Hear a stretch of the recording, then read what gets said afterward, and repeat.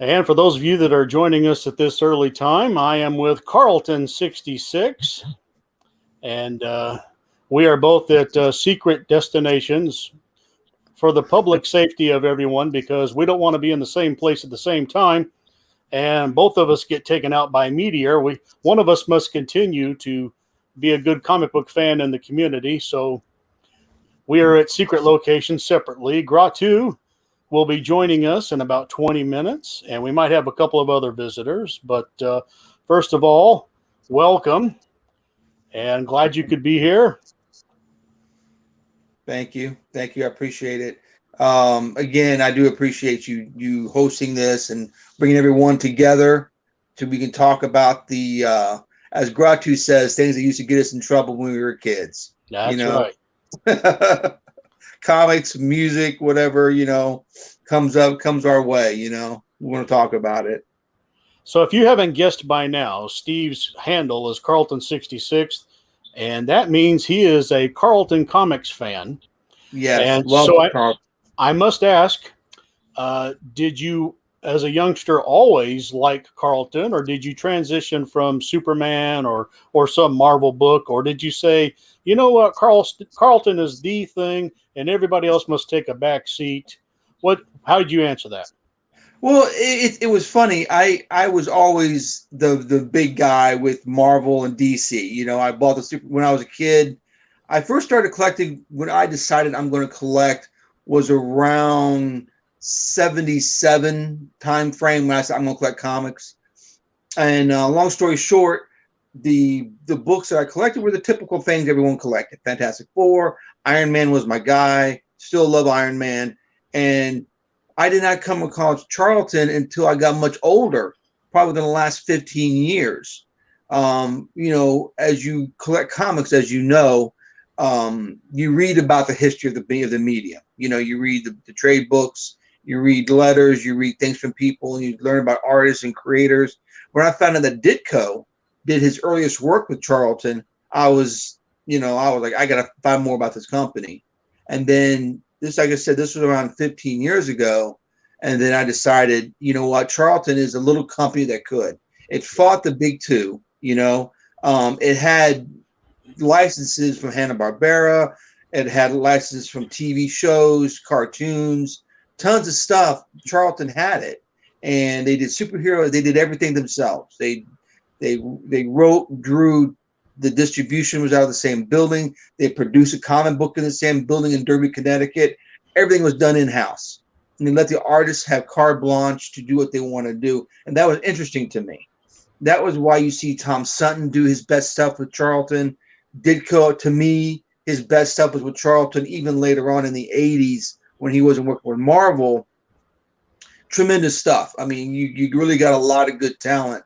And a lot of good professionals came from the Charlton line. Bob Layton, Michael Zeck, Jim Aparo, and Ditko, a whole bunch of Dick Giordano, all them guys came from the Charlton mold. So that's the answer to that. It just fascinated me, and I'm really enthralled with with the output of that company. Does anyone ever give you a hard time for being a Charlton fan? Because let's face it, they have the nickname or the stereotype in the community of being the stepchild. It's a lot of great stepchildren out there.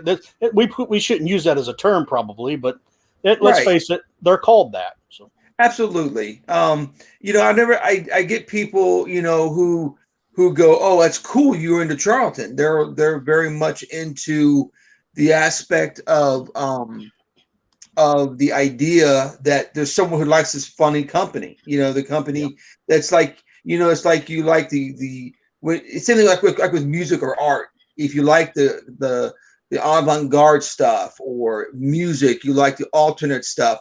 People are like, wow, I've never really. And then once you start talking to them about it, there's an interest in it now. Like on my Instagram posts, I do a lot of Charlton, and people respond back to me with their books saying, hey, check this out, which is really cool. But I don't really get laughed at as much because I have a good answer for them. I've got what I just told you. They're a little company that could. And from 1944 to 1985, they did their thing their way, even though it led to the detriment of the company because of the distribution issue. But it is what it is. Yeah, and I could look at Marvel and DC all day, but the great thing about Charlton is they don't get shown as often. And so Right. when someone does put one in front of the TV screen and show you, you go, "Hey, that looks pretty cool." And how come I've never seen that. And so yeah, there's a newness to it because let's face it, everybody would love to have Amazing Fantasy 15, but you can only look at that so often. So sometimes it's good to see a Conga or one of their more known titles from the early days, and you go, I've just got to get that. So we're going to be showing a few here pretty soon, but you made me think of Steve Ditko. Do you know how old he was when he was at Charlton when he started? He must have been. He was in his, he had to be in his 20s or 30s probably. He served in World War II. He did his early work in the early 50s. So probably in his 30s. Yeah, I don't know. I'm going to show one of them while you go ahead and talk. And if you want to talk about this one in particular, this is great coloring. Yeah, his coloring with those strange suspense stories were really almost garish, almost like an L.B. Cole type of coloring. I think he colored it himself. I don't have anything definite on that. I think he did the way he felt about his artwork. I think he did the coloring. I've never seen anything that indicated anything different from him coloring that book. But the strange suspense stories are coveted by Charlton collectors, particularly the Ditko books. You're going to pay a high premium for them if you can find them. And one thing about Charlton's, as you know, they're brittle. They were made on the worst paper. They were made from remnants of cereal boxes. The printer didn't cut things properly. It was very shoddy the way the comic book was put together. So to find these in relatively good shape is something that you're going to pay a premium for those comics. Yes, when I was younger, I had a pair of scissors that had that jagged edge cut to it. So you could, if you were cutting fabric, let's say, and you wanted a up down triangular shape, some of the Charlton comics, the pages interior were cut like that. Yes, and so it made you wonder, like, is anybody paying attention over there? Right. But you're absolutely right. In this day and age of people encapsulating books, Charlton is a pretty good thing to have around because some of the covers are just dynamite. For example, like this one, a very sought after cover of a man. He's innocent, but he's being electrocuted. Yeah, here's the actual book that I have. If we get on the camera, one of the few earlier Ditkos that I have that are on the want list of a lot of collectors. It was not cheap, a hard book to come by, but it's one of those ones that's a Ditko masterpiece. In fact, do you know how much one of those would probably run today? I paid. I don't care to tell you what I paid. It was from a dealer that I know, and he could not cut me a deal because he had a lot of money in the book. I paid $18.70 for that particular copy. In that grade, it goes for about $2,500. So I made a pretty good profit, not a profit, but a good deal on that book. I've never seen one before. I've never actually. I've been looking for Charlton's for 15 years. Trying to get the books so I can complete a complete run. That's my goal, is to get every Charlton that was ever made. But that particular book took me a while to get, but I was happy I got it. So you're looking at about, in that grade, about a 4.0. It's not encapsulated, so it's about a $2,500 book. And that ought to make people stand up and notice Charlton as a really good company to have around. So. Yeah. Yeah, and there's stuff from the 70s, even not the higher end books, stuff from, their war titles, their funny animal books, particularly their horror from the 70s. It's cheap. I mean, you can buy a decent copy for a couple bucks because they're Charlton. Who wants Charlton? That's the idea with a lot of dealers. Phenomenal stuff. You got Ditko, Tom Sutton, Sanho Kim, Jim Aparo. You got a bunch of people working on these horror comics that are really good. Remind you of the night galleries back when you were a kid, the Twilight Zones, the horror anthologies of EC, because there were anthology books.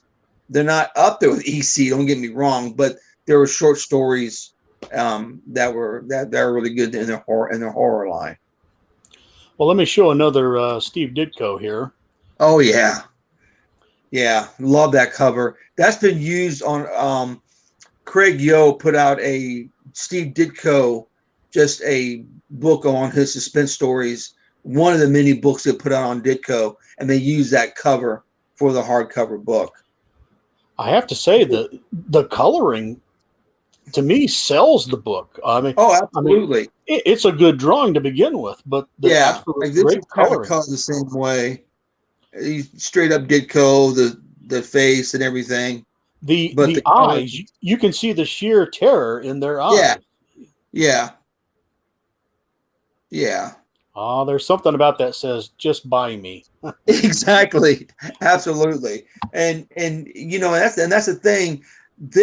It was weird. It was like what I've read and what I've studied with Charlton. Their sales were not like what they were. It was like they just want to put out comics just to put out comics. That's what it seems to me, because the distribution was shoddy. There were some places that didn't get any Charlton books. No one knew about them, but they didn't care. They had their own distribution trucks. They had Charlton on the side of it with their characters and everything. There's some pictures I've got somewhere in a trade magazine with those trucks, and they just put out books. And come what may, that's what Charlton did. Here's another beauty to look at. Oh yeah, that's got a lot going for it. And as you pointed out, there's someone behind the antagonist getting ready to push them in. So you've got a lot going on right there. Yeah, beautiful book.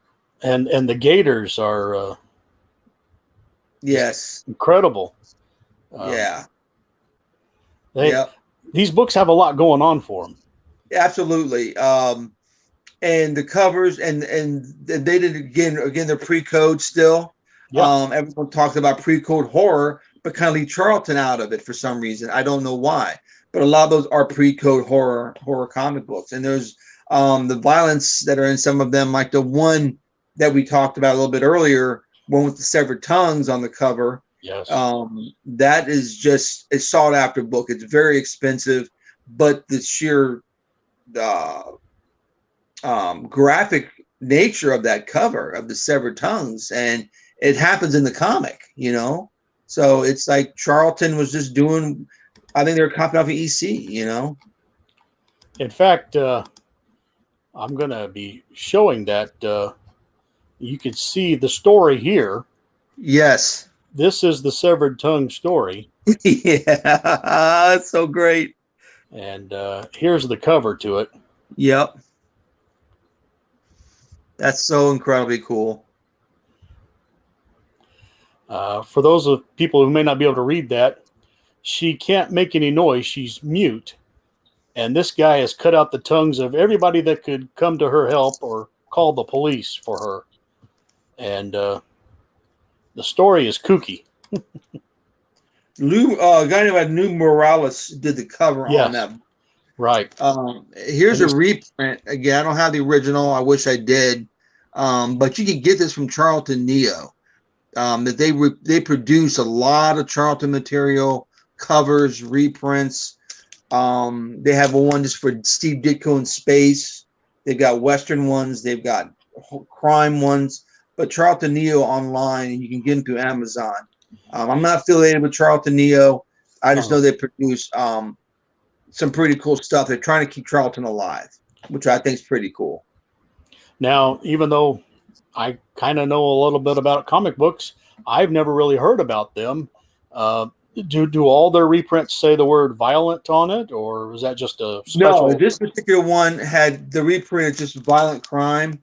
It's just the violent crime book stuff that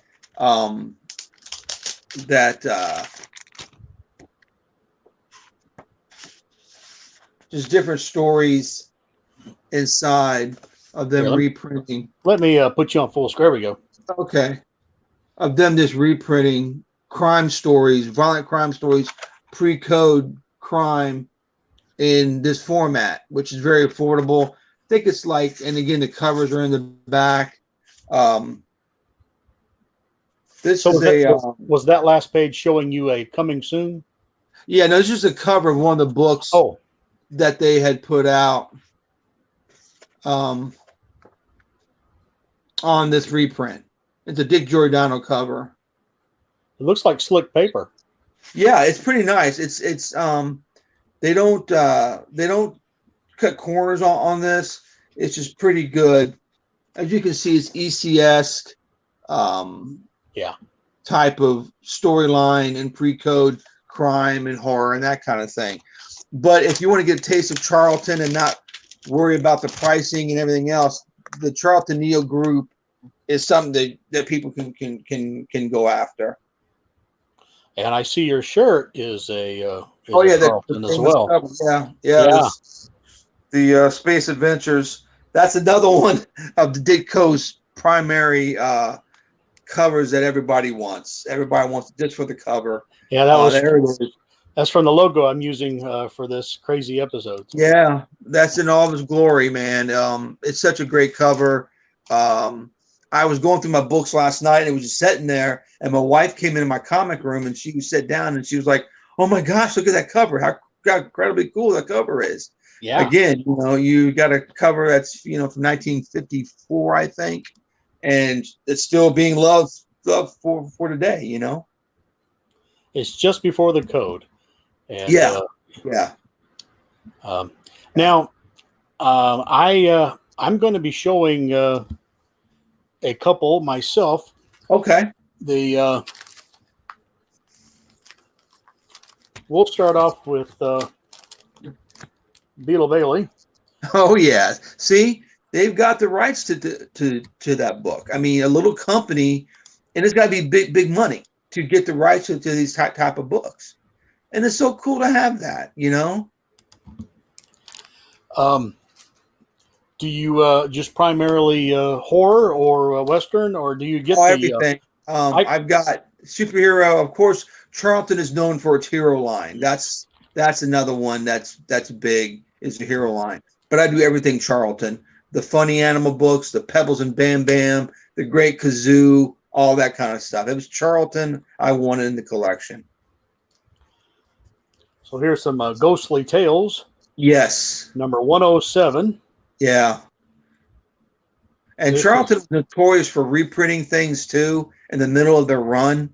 That's another thing that's kind of, when you try to collect them, you'll get a reprint like within 6 months apart, which I don't know why they did that, but it does happen.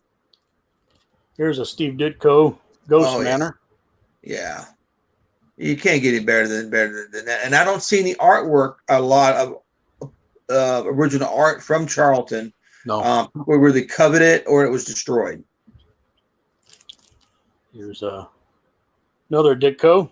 Yes, that's one of my favorite Ditko covers on that Scary Tales. Scary Tales. Love that red. Now, can you tell us about this? The storyteller here, is that their logo? Yeah, that's Countess Von Blood. She's kind of like the horror host. She's the same thing as Cain and Abel from DC. Yep, absolutely. And she just told the story. Sometimes she was in the story, kind of like the mysterious traveler. Yeah. So it's just one of those horror hosts that they had. The original is got to be from some of the EC stuff. Almost. Yeah, those guys, the Old Witch and all them, absolutely.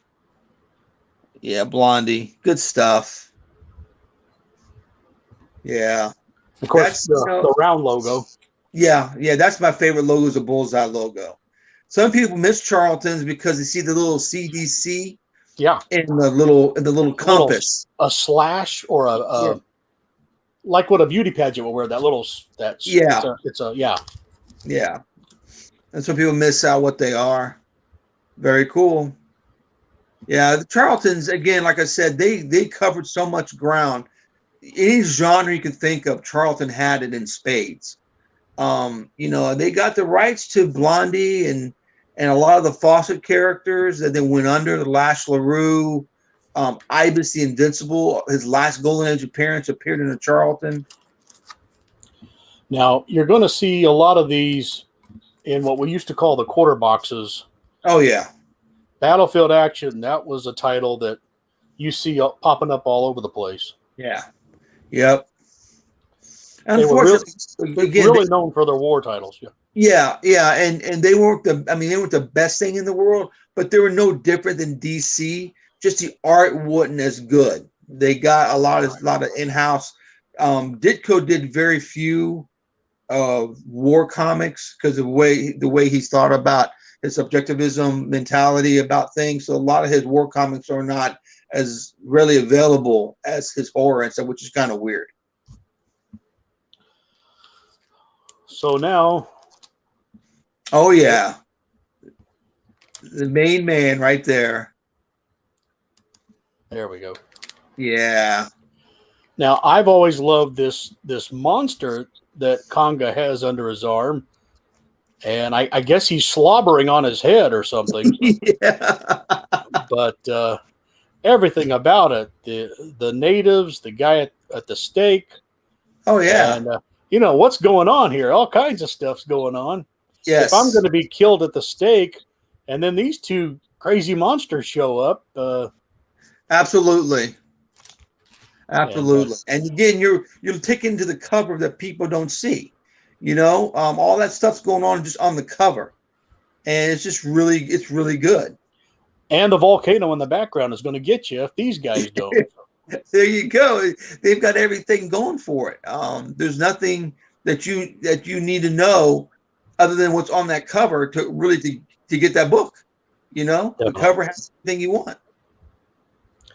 Yeah. But Conga is probably treated as, well, he's not King Kong, and he's probably thought of as a ripoff, but still some great. Oh yeah, Ditko did some great work on Conga. Gorgo, which is phenomenal too. Congo, Reptilicus, Repsaurus, all those giant monster books came out at the same time. The big monsters were coming out in the Marvel books. You can say they were trying to compete, but I mean, it's around the same time frame. Do you have the one where it's got Gorgo and Conga on the cover, and Ditko has drawn his little character of himself, and his head is an equal? Yeah. Yeah, I do have that. Let me see if I can find it. I have a stack. I figured if anyone had it, you would. Yeah, that's a. I have scans of it, but yeah, that's a cool book. That's one of the ones. Yeah, the Fantastic Giants. It's a one shot, which Charlton didn't do too many of. But yeah, that's got all the giant monsters for everyone's enjoyment. Yeah, he did everything in this book, and this can be found for less than $20 in mid-grade. I mean, it's not a very expensive book for what it is. Again, like I said, it's a one-shot. And it's the old logo with that little slash. Yeah, the little slash in the CDC. Yeah. Charlton Distribution Corporation. It was either Columbia. They used Columbia Distribution Company or Charlton. It varied on what you read, on what they got going on. Well, this the Conga book I just showed. This is just months before he does Spider-Man. Yeah. So I don't know if he's leaving Charlton and running over to Marvel, or he's kind of freelancing for both, and maybe Marvel didn't care. I don't know the backstory on that. My understanding is he cut his chops in Charlton, got to work in Marvel, left Marvel, came back to Charlton. And of course, he did work for DC as well in the Yeah. 80s.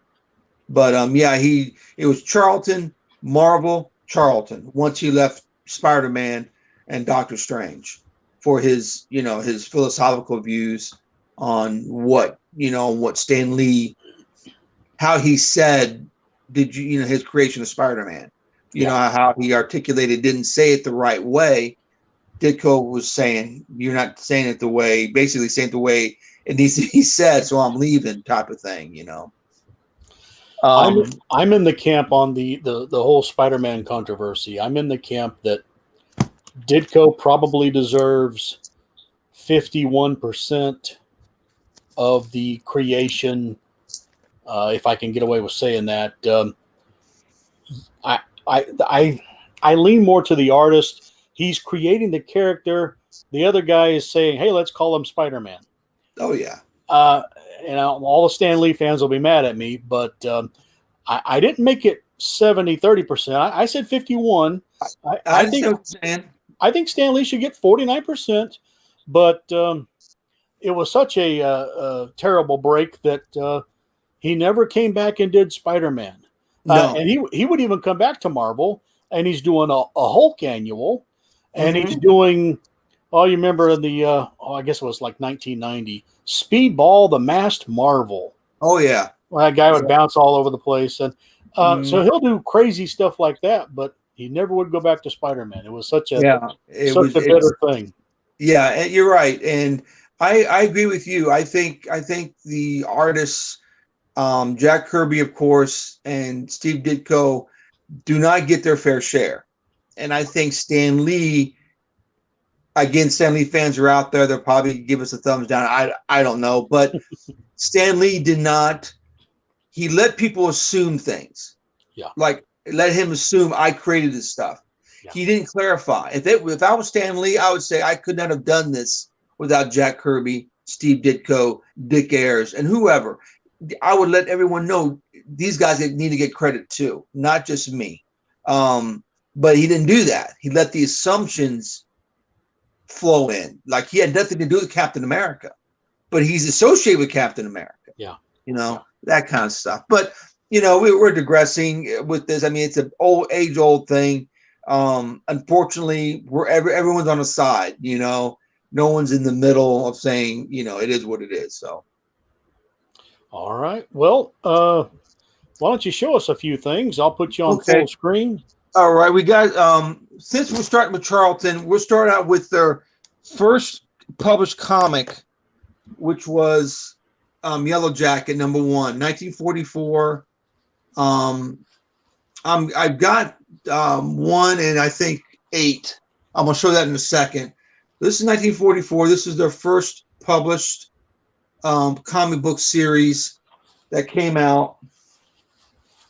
Now, for those not familiar with Yellow Jacket, was he the gentleman in the red costume there, or? No, I'm sorry. I should have pointed that out. Well, that's fine. For a comic book to be called Yellow Jacket, he's down here in the. Well, I'm all reversed here. He's right here in the corner. But the guy, I don't know the story online. I need to break these out. Once I get all 11 issues, I'm going to have a YouTube party and break all 11 issues out and have the whole run. But Yellow Jacket. Sounds like Yellow Jacket doesn't have a very good agent. He can't get top billing on the cover there. Exactly. Putting the side of it. Exactly. Here's #8. He's on the cover, full square on the cover. Good Charlton cover action going on better. here. Yeah. 6.5, #8. This is from 1946. And this is when they were under Columbia. I believe it was Columbia, but they still called Charlton. But I think the how you say it? Indicia or something like that. Yes, comes out exactly like that. Comes out under Columbia, I do believe. And with that, where did it go? They also, their first comic book as Charlton was Zoo Funnies. This is #2 And 9.0, this is Zoo Funnies number 2, 1945. This is the Charlton, when they were under Charlton. It's still under the same company, but their first book as Charlton was Zoo Funnies. And this is number 2. Wow. So that's some earlier stuff. Since we're talking about Conga, I'm going to be jumping around here a little bit, but that's fun. This is one of my favorite covers. He's in the spotlight. Oh yeah, beautiful. 62. Steve Ditko, all the way. You can see a lot going on at the bottom. People running away. He's stomping on, but he's grinning, which cracks me up. Oh, that's beautiful. It's just a cool book to have. To have. I'm telling you, that should be a poster. Absolutely. And again, we've got stuff that, puts them on the map. I mean, that was, they were sold with the Marvel in DC, and like you said, that should be a poster. I mean, go buy that and buy that in a heartbeat. Ditko really did a bang up job. Another one of my favorites, which I have 2 copies. So this will be coming your way as well. And the package I'm going to send to you. This is number 5 from 62. Wow. I'll send this to you. Again, this is my second copy. I bought a lot of books, and this was in the lot. So I've got a second copy. So I'll make sure this one goes out to you along with the Clay Cody. So you'll have some nice early Charlton section. Since we're talking about the big monsters, these are some pretty cool. These are just examples. I've got the whole run, but again, I did it because of the covers. It's classic Ditko. This is number 3 of Gorgo. That is cool. Yeah, I love the lighting on this cover. Now you keep going. You keep going, but I'm bringing in Gratu here. Oh, Gratu! Hey. You're missing some great covers here, Gratu. Oh, I was watching on the big TV downstairs. Oh, excellent. And got this one going on, and this is my all-time favorite Gorgo cover. Wow. It's hard to get this one in gray because of the black cover. Yeah, I bet. Again, I'm not a grade snob, but when I can find one in good condition like this for the money and the value, I'll stack it up in a heartbeat, But he's got a lot going on here. Hard to show it out the screen. Oh, we can tell. Just utter destruction. Exactly.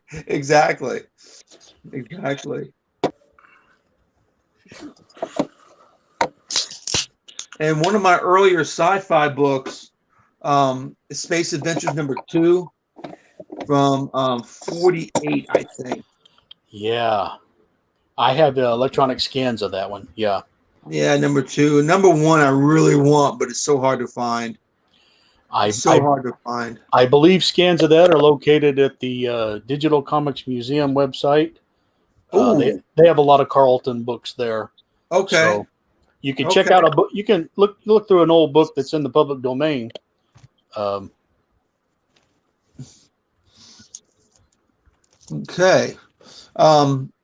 Like I said, this claim to fame, Danger and Adventure, number 22, is the last time Ibis appeared in the Golden Age. Again, they got the Fawcett character to publish it. That's right. I've seen faucets of that. Yeah. Yes. Yeah. They got Nokia, Ibis, Lash LaRue, some other Fawcett stuff that didn't go to Dell. They got it. I had no idea Charlton got Ibis. Yes. Yeah, that was his last thing going on.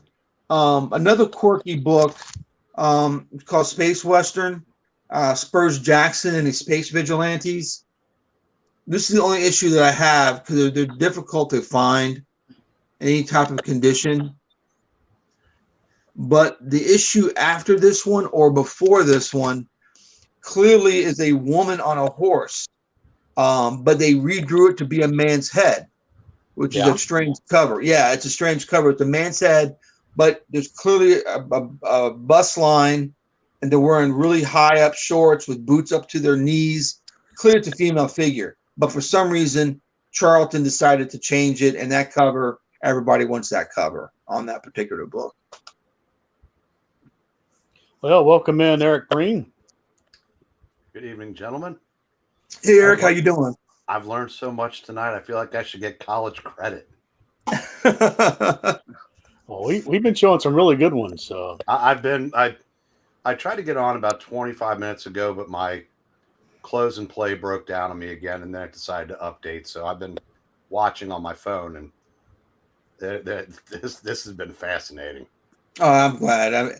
It's one of those things that, you talk about Charlton and everyone's like, either like we talked about earlier, either roll their eyes or they're fascinated about it. It's not like anything in between. And people really miss out on what they had going for them versus being known as quarter bin fodder, Yes. Yeah, I had several long boxes of Charlton in my old collection. Oh, you used to, huh? That's too bad. I had 55,000 books, and I had to sell them about 7 years ago. Wow. Okay. But yeah, I picked up a couple things today just by happenstance, and now that you're here, let me put you on full screen. This is the first issue of Cartoon Carnival. That's a Charlton publication. Yeah, they did crazy publications like that. They did sheet music and rock and roll magazines and all sorts of stuff. Yeah, I know they had Hit Parader. Then let's see, Best New Cartoons. Wow. And something called 150 New Cartoons. Wow. And I thought, when I saw these today, I go, I knew that Graphic, you were streaming tonight. I was going to say, if by some chance, you invite me on, and Tom was here, I was going to say, those are humor magazines. I wonder if he has those. He says he has everything, but this is even better because I've got a Charlton expert. Yeah, well, hopefully I don't have any of those though. That's neat.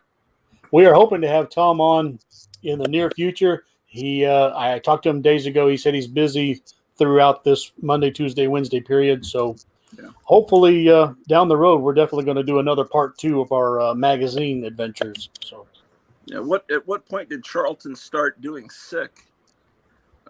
Because it was done by Joe Simon in the 60s, but I think it switched to Charlton in the 70s. Oh, that I don't know. I don't know that. I think Charlton did Sick, but I could be wrong. He would know. But Tom would know. Yeah. Interesting. But yeah. Well, Carlton, show us a few more. Oh, you got it. One of the things, so I showed you the beginning, and this is sort of the last of this is the death knell. These are really hard to find because it came out in 1985, which people bought books in 85, but the very low print run, and it's tells a mysterious traveler. This is the end. This is one of the last books they published. A couple other titles they published as well, but this is one of the last ones. There was reprint material, nothing new. Low print run on that one. Mysterious Traveler, which is such a great cover. I don't know who the artist is. I can't read the signature of the artist. That's right there. So I don't know who that person is, but they had a lot of artists that were coming in to the fold towards the end. They had artists that were coming in that were under the Charlton bullseye, not the magazine, but the smaller comic book version, which I don't have any samples of. It's in my collection, but they had newer artists and stuff coming in, stuff people we don't hear about anymore, unfortunately. It looked like they were trying to go back to their old logo with that slash in the top left corner. Yeah, and it's got the date on here. December 85, CDC, number 15, Mysterious Traveler. But you're right, the Slash is up there, and they were trying to go back, and they were coming to the end. It was the doors were closed at that point. And you know, every time you say CDC, I summon myself. I like this CDC better than the one I hear in the news all the time. Exactly, this CDC is awesome. Absolutely. This is another great Charlton with an awesome Ditko cover. It has actually 4 Ditko stories in it, and it's so overlooked. Mystery Unexplored Worlds. This is number 10. But I love the flying saucer coming up out of the muck. It reminds me of the Legion of Doom from the Super Friends TV show, being out in the swamp. So that's a pretty decent book. One of the things that got his start there, I'm jumping around here, was John Byrne. Everyone knows that. He did the Doomsday +1. Yeah. A lot of his work you can find the Charlton fanzines, Space 1999, Doomsday +1, and the ROG 2000 stuff here. I just got the choice covers. I got the run, but I just got some choice covers on the John Byrne, what he did for Doomsday +1. Fantagraphics reprinted called the Doomsday Squad. They reprinted a bunch of John Byrne, Charlton stuff, along with new material and new covers. I've got all of those. So, but if you're ever in the quarter bin and you see Doomsday Squad, great stuff. It's recolored, got some new covers and some new stories in those books. And E-Man, around 1973-74, was a great comic. Oh yeah. That it went other places after Charlton. It went to First Comics. Okay, that's what. Yeah, it went to First Comics, and then it went to some. He's bounced around everywhere. Gratu, you're absolutely right. I don't know where he went to after First Comics, but Nick Cuddy and Joe Staten was able to hold on to the character, which is unusual. It's another thing Charlton did, let him hold on to characters, and they were able to produce it with other companies. But First Comics is the big one that they did after Charlton. There was at least one issue published by Comico, how you pronounce that? Yeah, that's right. I always pronounce it Comico, like comic company, but that's how I say Comico as well. But the newer guys call it Comico. Really? I say Comico. I accidentally called it that, and it's nice to be considered a new guy at my age. Here's the first issue of Reptilicus, which Gratu will like seeing. This is first issue, 1961.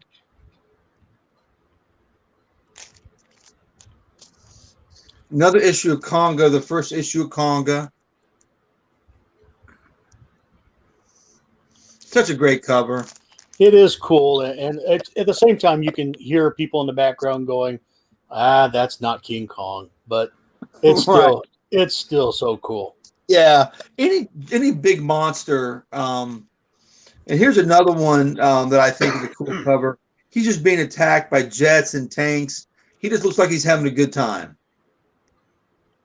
It kind of reminds me of a Mighty Joe Young aspect of the character. But it's pretty cool. Pretty cool book. And here's another great Ditko cover on the Thing, number 14, which is I paid a lot of money for the 6.0. I cracked it out of its case because I want to put it with the rest of them. But this is another great Ditko. Yeah, great Ditko cover. Now, when you talk about the Thing, the one that everybody wants is that crazy one where it's like this weird-looking reptile snake that you're starting to visualize it in your head now. I can't describe it any better than that, but Yes, yeah, that's the one. This issue right here, everybody, you see this for sale everywhere. You can get it for around $100.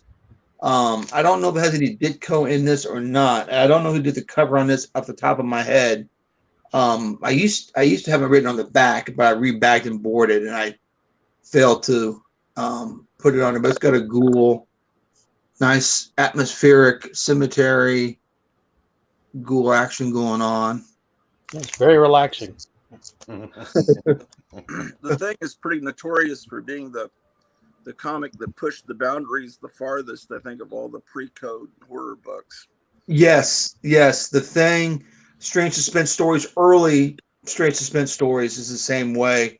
And the Lawbreakers with the Severed Tongues we were talking about earlier, that were kind of crazy in their graphic nature. Trying to, like you said, push that envelope out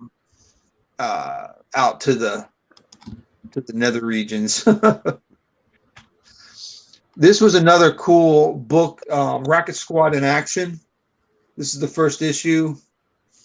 There's number 12 and 13, I think, which I don't have because they're hard to find and expensive.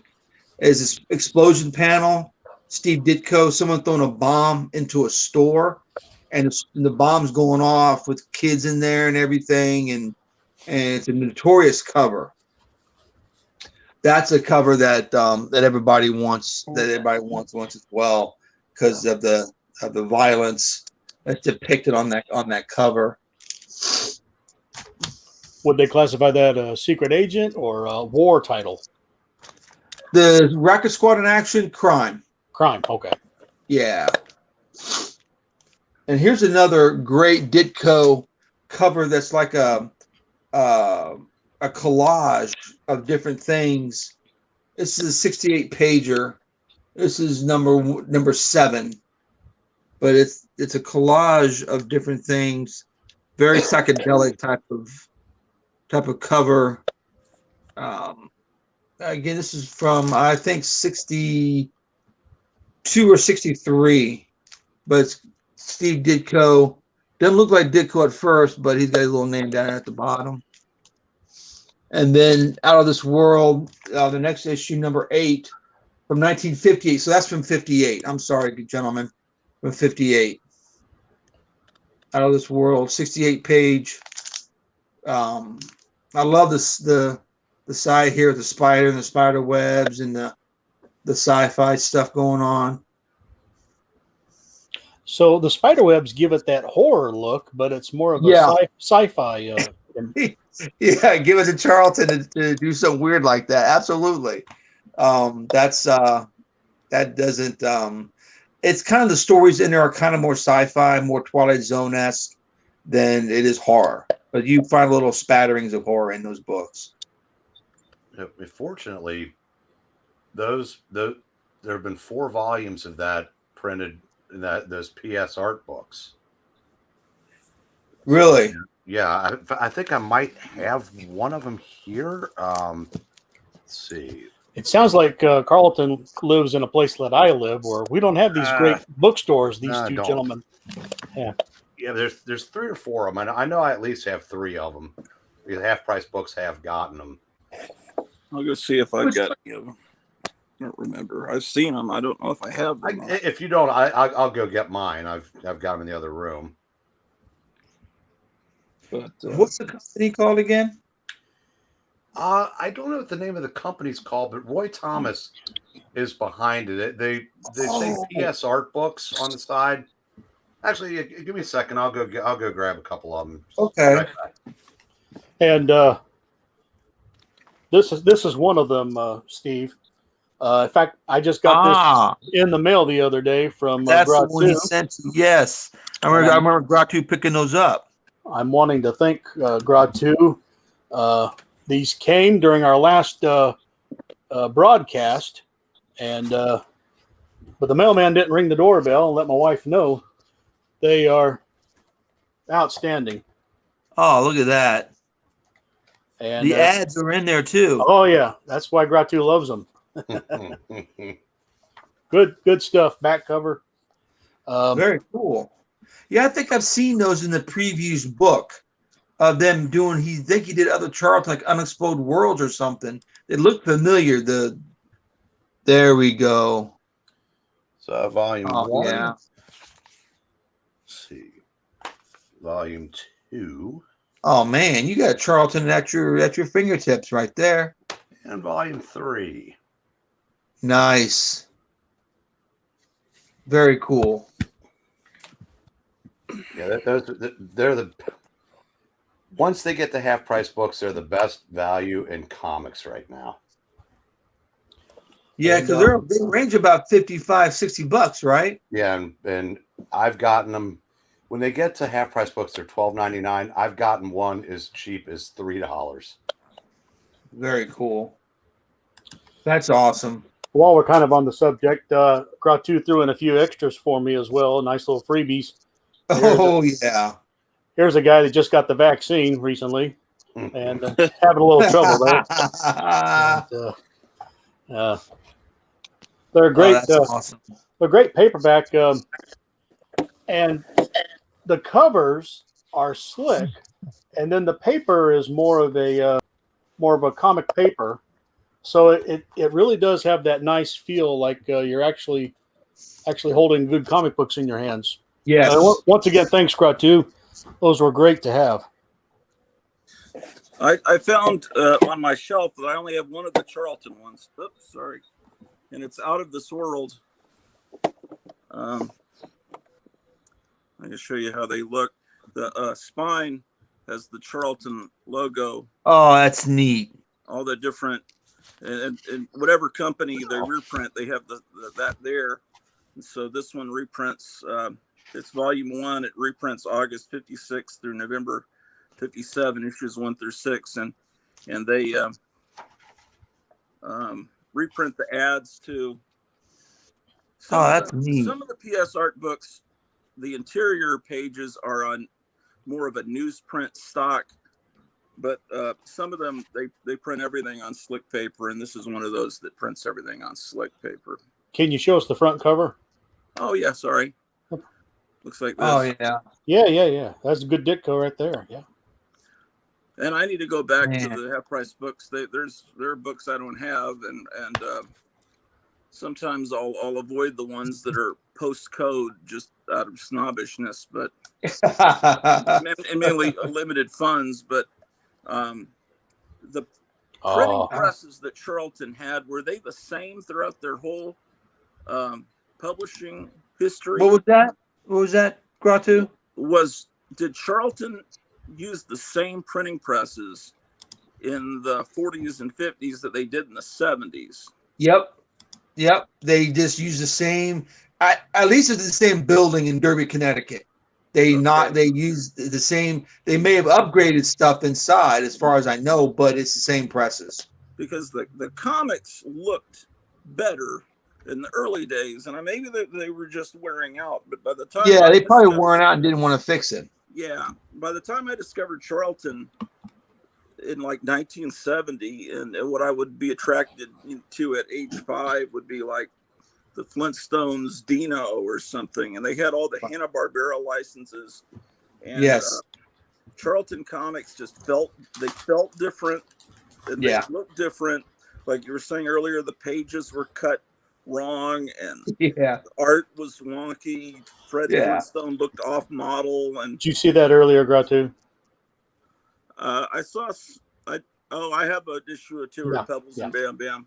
Yeah, everything was just, and you only found they weren't at every turn. They weren't at every comic spot that you went to. So a lot of times the Charlton stuff showed up more at the sleazier convenience stores.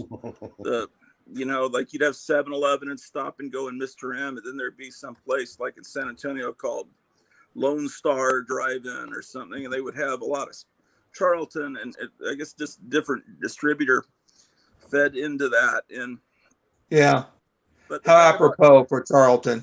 The thing about Charlton is they didn't pay as much. but when you brought, from what I hear, you brought the art in. They just accepted it, immediately gave you your money, and never even looked at it and printed it. So that's why Steve Ditko preferred to work for them, because he didn't like, his, politics filtered through Stan Lee. Absolutely. And so he'd rather work for less and just do more art and make about the same money and not have to compromise. Yes, you're absolutely right. Probably just to save even more money, did something really cool. Right before they died, they had a comic, I think, called Charlton Bullseye, where they just let readers send in art, and they printed. I don't know. Did anyone become famous through that? Not that I know of. I've got all the Charlton Bullseyes. They were just some crazy hodgepodge bunch of creators that sent in stories and they got printed. I don't know if everyone who's gotten famous was prior to that. The Raperos, Burns, and everybody else. Bob Layton and Michael Zeck was prior to the Charlton Bullseye. But I don't think anyone came. It was kind of wonky, off-kilter work. It's strange stuff. I wish I pulled some to show, but it's weird. When I think of Bullseye, I think of that little image of the bunny rabbit, the Thunder Bunny. Thunder Bunny was part of that. Absolutely, yes. Thunder Bunny was in that that bunch of Bullseye characters. Yeah, it came in there. Absolutely. Yeah. Talking about did you like Thunder Bunny? Because I never knew what to make of it. Yeah, anything quirky like that, particularly from Charlton, I'll dig it. I mean, it's just, I don't know, if it's just me just getting tired of the modern stuff anymore. Just relishing that kind of stuff more than I ever have been. Like I said, Charlton came to me about 15 years ago when I really decided to collect it, and I collected for what it was, and it's a quirky company, and everything about it, I'm just fascinated with it. Well, I think there's an analogy, I think.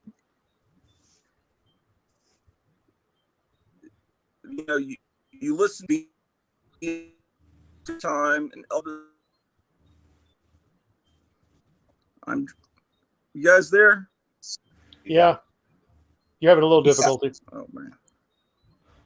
Everything dropped out. I guess that's on You're doing okay now. Probably. Am I? Go ahead. Can you hear me now? Uh-huh. Mm-hmm.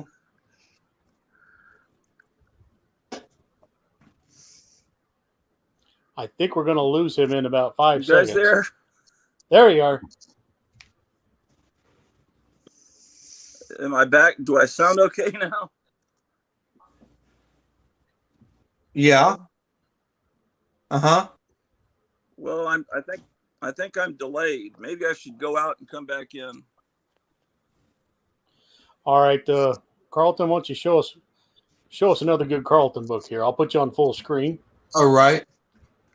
One of my favorite out of this world Ditko cover is this one.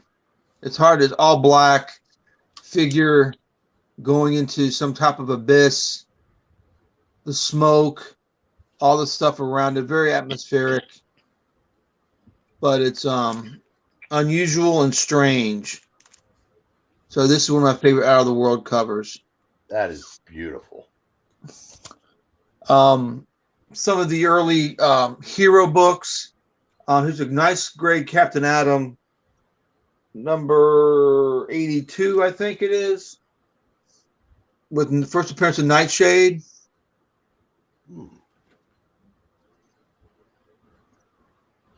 Very cool book there. Here's some. Here's a Captain Atom from Strange Suspense Stories, number 77. Very early Ditko on Captain Atom. And I had Steve Conley, who's a comic book artist, draw on the backing board Captain Atom for me. This is from DC Comic Con 2010. Early space adventures, Captain Atom, number 42 from 61. So this is prior to him going to Marvel. A couple years. He might have been doing things with them at some point before he left Charlton. So, because he was doing the monster stuff around that time frame with Marvel. So I don't know how they overlapped. If he was still turning in work for Charlton as he's doing stuff for Marvel, I don't know. But I don't know what that gap was from when he left from Charlton to Marvel. It might have been a little bit of a mix-up. I think that you could do work for both, but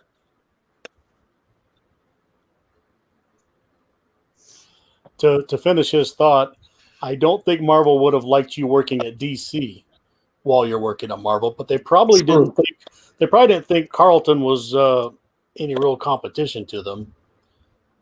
Maybe that's how they got away with it. Maybe. I like to know I've never researched the dates on it. I saw Roy Thomas talking at a convention on YouTube about Charlton because they were talking about the documentary, and he started at Charlton and got stuff published there, and then he was working at Marvel, and they kind of said they're kind of like not liking he was working there too, but yeah, it wasn't completely forbidden to do that. Yeah, I don't think they took Charlton that seriously. Okay. But it was interesting because I was trying to find out about this documentary. Can you guys even hear me? Oh, yes. You can hear me?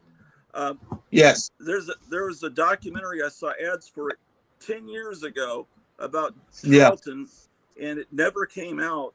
And then I see it at this convention, they're talking about the movie. So apparently it exists in some form. I don't know how you see it, but Roy Thomas was talking about Charlton, and there were other. I just did a real quick search on YouTube and was watching it the other day. So you finally found it. You finally found it. You didn't find the documentary, or you did find it. People talking about the movie at a convention, so I assume.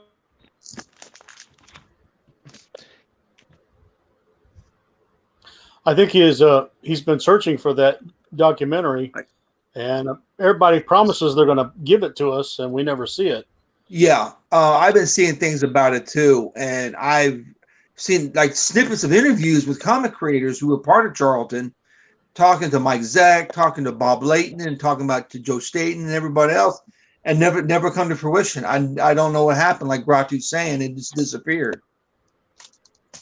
Has anybody done a book on the history of Charlton? The only thing that I've seen, again, I don't know all the books are out there, is a Charlton Bullseye or the Charlton Spotlight that does interviews and stuff with creators that comes out sporadically. Yes, yeah, I do have one of those. But yes, yeah, I was hoping that there was some kind of history of Charlton like they've done for other major companies.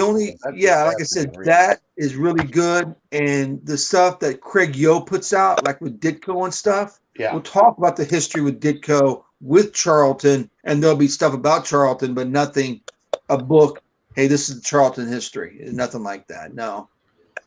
Some of that could be laid at the feet of Ditko. If he'd have done a couple of interviews, we might have filled in a little bit of the gap for us. Well, I understand that Charlton was formed by two guys that met in prison. Yes. One was a publisher that was in prison because he was using song lyrics in a song lyric magazine without permission. And some lawyer he met, and they liked each other. Then they got out of prison and formed the company together. Yeah, you're right. Understanding. Ed Levy was the attorney, and John Santangelo Jr. was a publisher. And they met, like you said, they met in prison, and they said, "Let's do this." You meet the best lawyers in prison, I guess. Yes. Really? This right here, in the Charlton, they had an ad for the comic book guide for the artist and writer and letterer. This is the actual thing that you got in the mail. Oh wow, I remember that ad. Yeah. It's signed by Joe Staten. I got Joe Staten to sign it in the inside. They reprinted this. This has actually been reprinted on glossy paper, but I got Joe Staten to sign it. He was happy to see this. He was like, "Wow, I've never actually seen one before." Wow. Yeah, but they reprinted this into like a TV guide size thickness with the spine with the thicker spine on it than just the comic book paper that this is printed on. Steve, Wow. the one you showed us, if someone wanted to pick one up, how much would that run them? Oh, the comic book guide, if you can find it, like $20. I paid $20 for it. The reprints are like $9.99 on eBay through Charlton Neo. By the On way, eBay and Amazon. Buy it now, type of thing. $9.99. a friend of mine that I occasionally do streams with, he has a channel called Comics by Perch. And one of the things he does is interview people in the industry. And he recently had an hour plus long conversation with Joe Staten that should be posted under his channel. Awesome. Yeah, he's I've talked to him a few times at comic shows and got commissions of Charlton characters from him. I got Mike Mauser and Primus and a couple other characters, and him and his wife are just tremendous. He went to his honeymoon to Charlton's Derby, Connecticut factory. There's a picture of him and his wife Hillary standing underneath the brass Charlton sign on their honeymoon, so he can get work there. And he's just a stalwart Charlton supporter. I would not have been able to convince my wife to let's go to our honeymoon at Carlton Comics. Yeah, that sign was sold a while back. They tore down the Derby, Connecticut building, and someone actually brought the brass Charlton Publications placard. I don't know how much it was, but it's completely brass, and someone bought it, which I think is neat. I'd love to have that. Yeah, if that's something that would, I'm not smart enough to know how to cut, paste, and send things out, but the stream's called Comics, Art, and Creating Worlds with Joe Staten. Okay. And it can be found on YouTube, under right? his playlists. Yeah, under Comics by Perch. It's hit the playlist. He's got an interview section. I clicked on that, and it's right there. So that's that's making me want to watch it. Yeah, right. And I would love to interview someone, but I wouldn't know how to even pursue it, to interview, what questions to ask that they haven't heard a million times, and what would be pertinent to them that they'd want to talk about. I'd be all tongue tied. Well, the advantage being if it's about Carlton, they may not be asked too many times. Yeah, it's true. Well, there was a story about Joe Staten that I'd always heard that I asked him to ask, but he wouldn't. It was supposedly at some point Mrs. Staten told Mr. Staten he could no longer draw women with larger breasts than hers. And I've always wanted confirmation. Never thought I had a shot. Figured this was the best shot I was going to get, and still don't know. Wow, that's funny. That's funny. Yeah, because he did the Justice Society and all them other books with the Huntress and Power Girl and everything else. Goodness, so go figure. We all had a crush on Nova Kane. Yeah. Oh yeah. Yeah. Here's another quirky Charlton, early Giordano work as Nature Boy. Oh my goodness, yes. Woo! Oh, wrong Nature Boy. That's right, Nature Boy. Yeah. Nature Boy. And here's that was always disturbing. Yeah, this is the first Charlton. They say superhero under Charlton, but Yellow Jacket would take that honor. But this is the other version of Nature Boy with his new costume. He only had 3 issues from 1956. Yeah, Charlton is just a quirky little company. speaking of Novocaine, here is E-Man 1, signed by Joe Staten. Very nice condition. It was almost like new. Well, that does look good. Yeah, it's pretty nice. Pretty nice copy.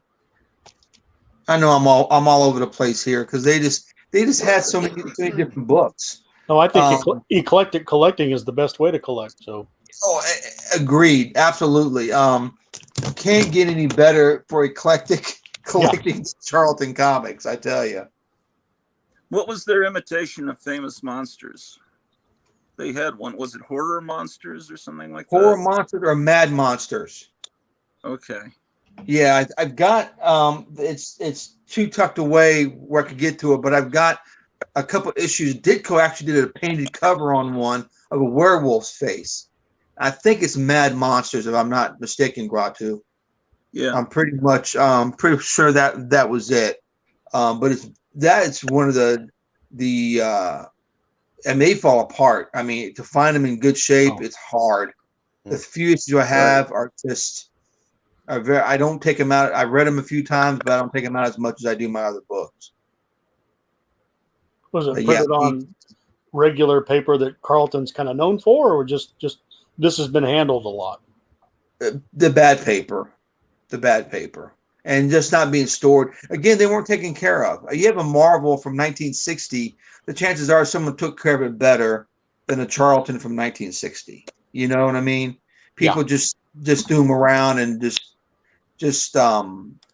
didn't treat them with the respect they did the big two, I should say, at that time. You know, I mean, they're all hard to find in decent shape, but Charlton, just with the paper quality and the way people treated the books, because it's Charlton, you get what we have now, you know. Well, we'd love to keep seeing more. So yeah. Okay, here we go. This is a Hot Rod and Racing Cars with the 58 Vet before it came out. Oh. So was the book 1957 or just January 58 or? This came out. This came out in 58, so maybe it was 57. But the Vet had just hit the market, and the Charlton's got the specs in it on the book. They did the same thing for Volkswagen and the Mustang. I think it's 65 Mustang. I think. Wow. So that book would appeal to crossover hot rod enthusiasts, or oh yeah, there's a lot of books like that. You have let me see. I know you had Surfing Wheels. This is number 1.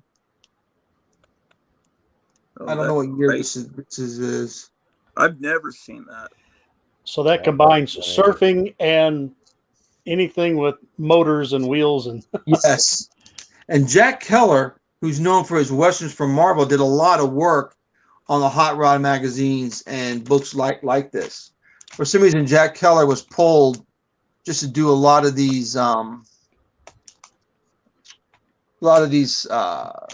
rod magazines. I've got the first issue somewhere of. Oh, here it is. No, I had the first issue somewhere of Hot Rods and Racing Cars. Oh, here it is. This is the first issue for the Hot Rods and Racing Cars, 1951. Wow. Oh, cool. Indianapolis 500.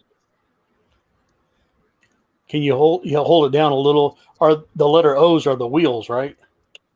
Yes. Yeah. Very cool logo, I think. Yeah. Got that, and the Surfing Wheels, you saw that. Ooh. This is a crazy book right here. This is a 96-page giant. It's a romance. It's in terrible shape. 1957, but it's 96 pages. I've never seen another Charlton like this. 96 giant comics, 96 pages. They did 3, a Christmas one, a funny animal one, and this one. Wow. Speaking of Carlton romance, isn't their best known the title "Just Married"? Would that be their big one? Yeah, Just Married is a big one. I think Just Married is a character appearing in there named Tiffany Sin. I think it was in Just Married. She was like a not a spy, but like a secret agent type character that appeared. I think it might have been in Just Married, but that's a sought after book for Tiffany Sin. Was it Just Married or Career Girl Romances? Career Girl Romances. Thank you. You're right. That's where Tiffany Sin was. One time I had a love diary by Carlton, and it said on the cover inside a photo of Danny. I forget his last name. He was the middle boy on the Partridge Family. Yeah. And so I got the book and I turned to it, and it's just this real crude line drawn. It's not a real photo of him. Or anything. Yeah. We've got Atomic Mouse, number 1, Alfago, 53. Yeah. This is a pretty fun book. I got some other Atomic Mouses. It's just a neat little book. I mean, it's a copycat of Mighty Mouse, but still pretty cool. Love the little planet at the bottom. Did they have an Atomic Rabbit as well? Or is that another company? It might have been a different company. I don't remember Atomic. There might have been. I don't know for sure. It just runs crazy with me with Charlton and what they're publishing history. It's just all over the place. Over the place. They've got comics that started like you might have an adventure book starts up the first 10 issues to the next 30 is a romance book. They stop that and it picks up a superhero title. So it's such a crazy publishing history that I just try and keep straight, but I lose what goes on in some of those books. Well, Gratu, ask your question. Oh, they had a Casper knockoff called Homer the Happy Ghost, right? Yes. Yep. Sure did. They had an imitation of just about everything, but they never did an imitation of Archie, did they? No. That's a good point. That's a very good point. They did Little Genius was a Dennis the Menace ripoff. Yeah. Casper was your Timmy the Timid Ghost, but they never had a teenage. That's interesting. That's very interesting. Because they took pride on mimicking these other books, but they never did an Archie ripoff. What was the horror comic in the 60s that introduced a host that tell the stories, and she was like this mod-looking witch? She was really cool looking. Was it her? Or maybe vampire or ghoul or something. Yeah, we'll see his first. Countess von Blood. Or was it this lady up here in the red hair? Yeah, that may be her. It seems like she had green skin or something. Oh, I know who you're talking about. That was it Ghostly Tales? Yeah, I think so. Yeah. Oh, I think she had the glasses and. Yeah, it was a total mod outfit. Oh, I know who you're talking about. Yeah. I know who you're talking about. There was a guy hosting the same comic, but she kind of came in to probably boost sales or something. Okay, yeah. Here's a guy with he looks kind of like a double. He's got white horns or hair. Or... that's yeah. I forgot his name. It's not. Is it Baron Werewolf? No, that's not Baron Werewolf. He's got a beard. Forgot his name. I think that's the same comic that she later appeared in. It's probably right around. I can't remember his name.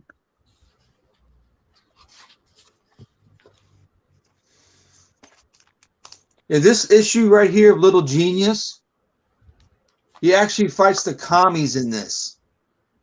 That's great. Yeah, he back. Yeah, he Is it a fight to the death or? Yeah, he actually puts a bomb underneath one of their good. one of their hats. Oh, I'm trying to find it here. Give me a second, guys. Wow. Yeah, it's weird, man. And we are joined by Silver Age Dave. Hello, Silver. Hey, Silver Age Dave.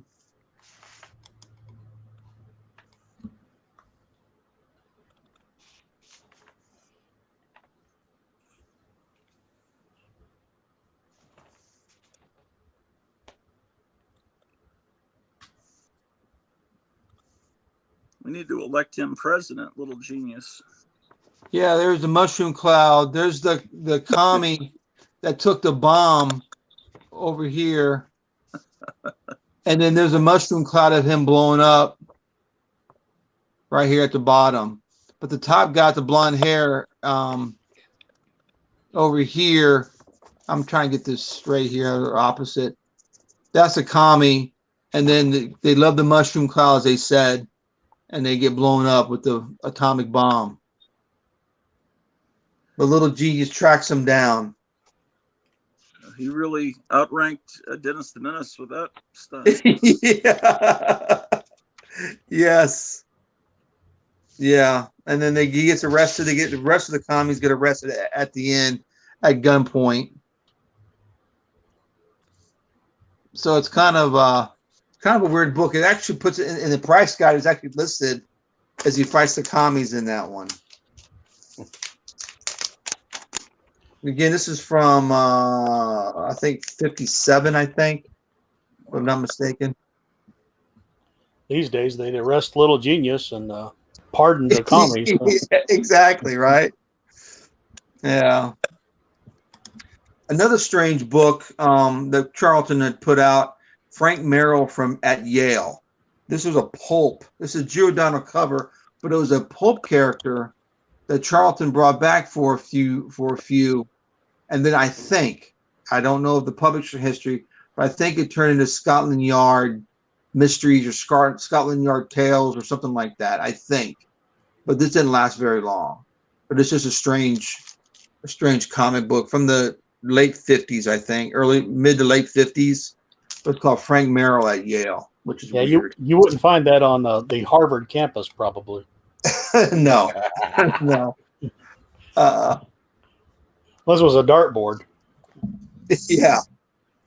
You know, the Mysterious Traveler that you were showing earlier was a radio show that I guess my father, when he was in junior high school, would have listened to. Yes. So they brought that character back 40 years later. Yeah. When no kid or most adults wouldn't even know who he was. No, they had him appear earlier in the 50s. If I can find the issue that I have. They actually had an issue with him in the 50s that Charlton did.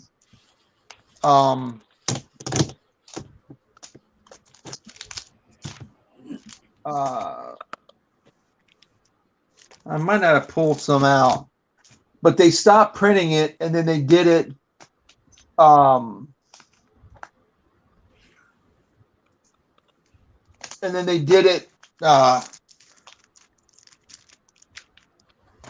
those close to the end.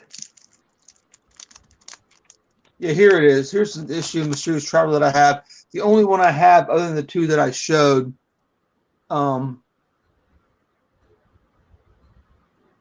This is from, I don't have it listed on the back.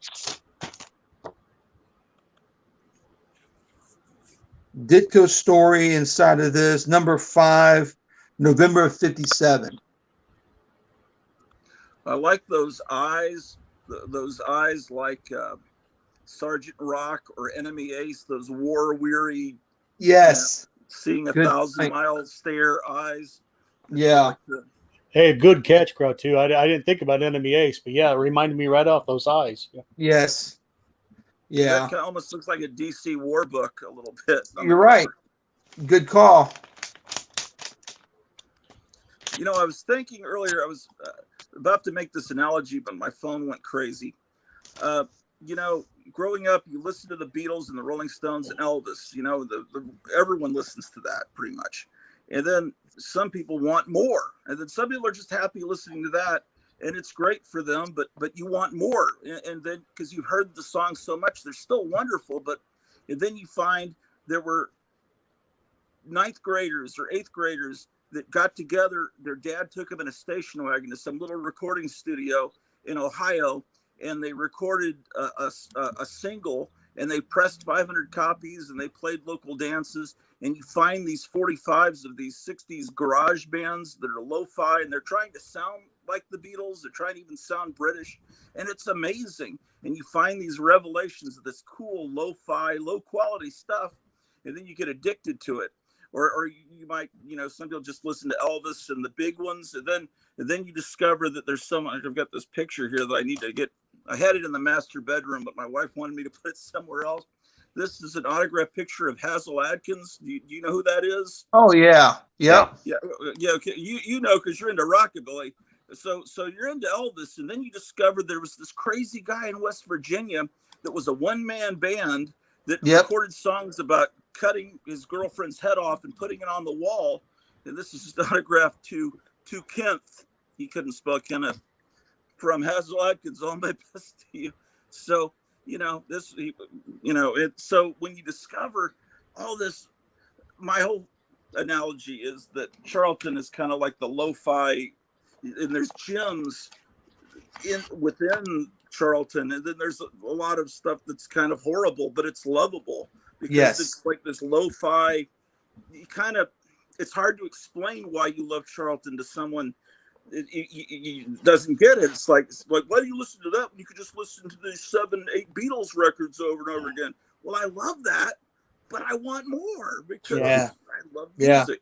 So loving music causes you to seek out more, and loving comics causes you to seek out even the sewer system underneath. And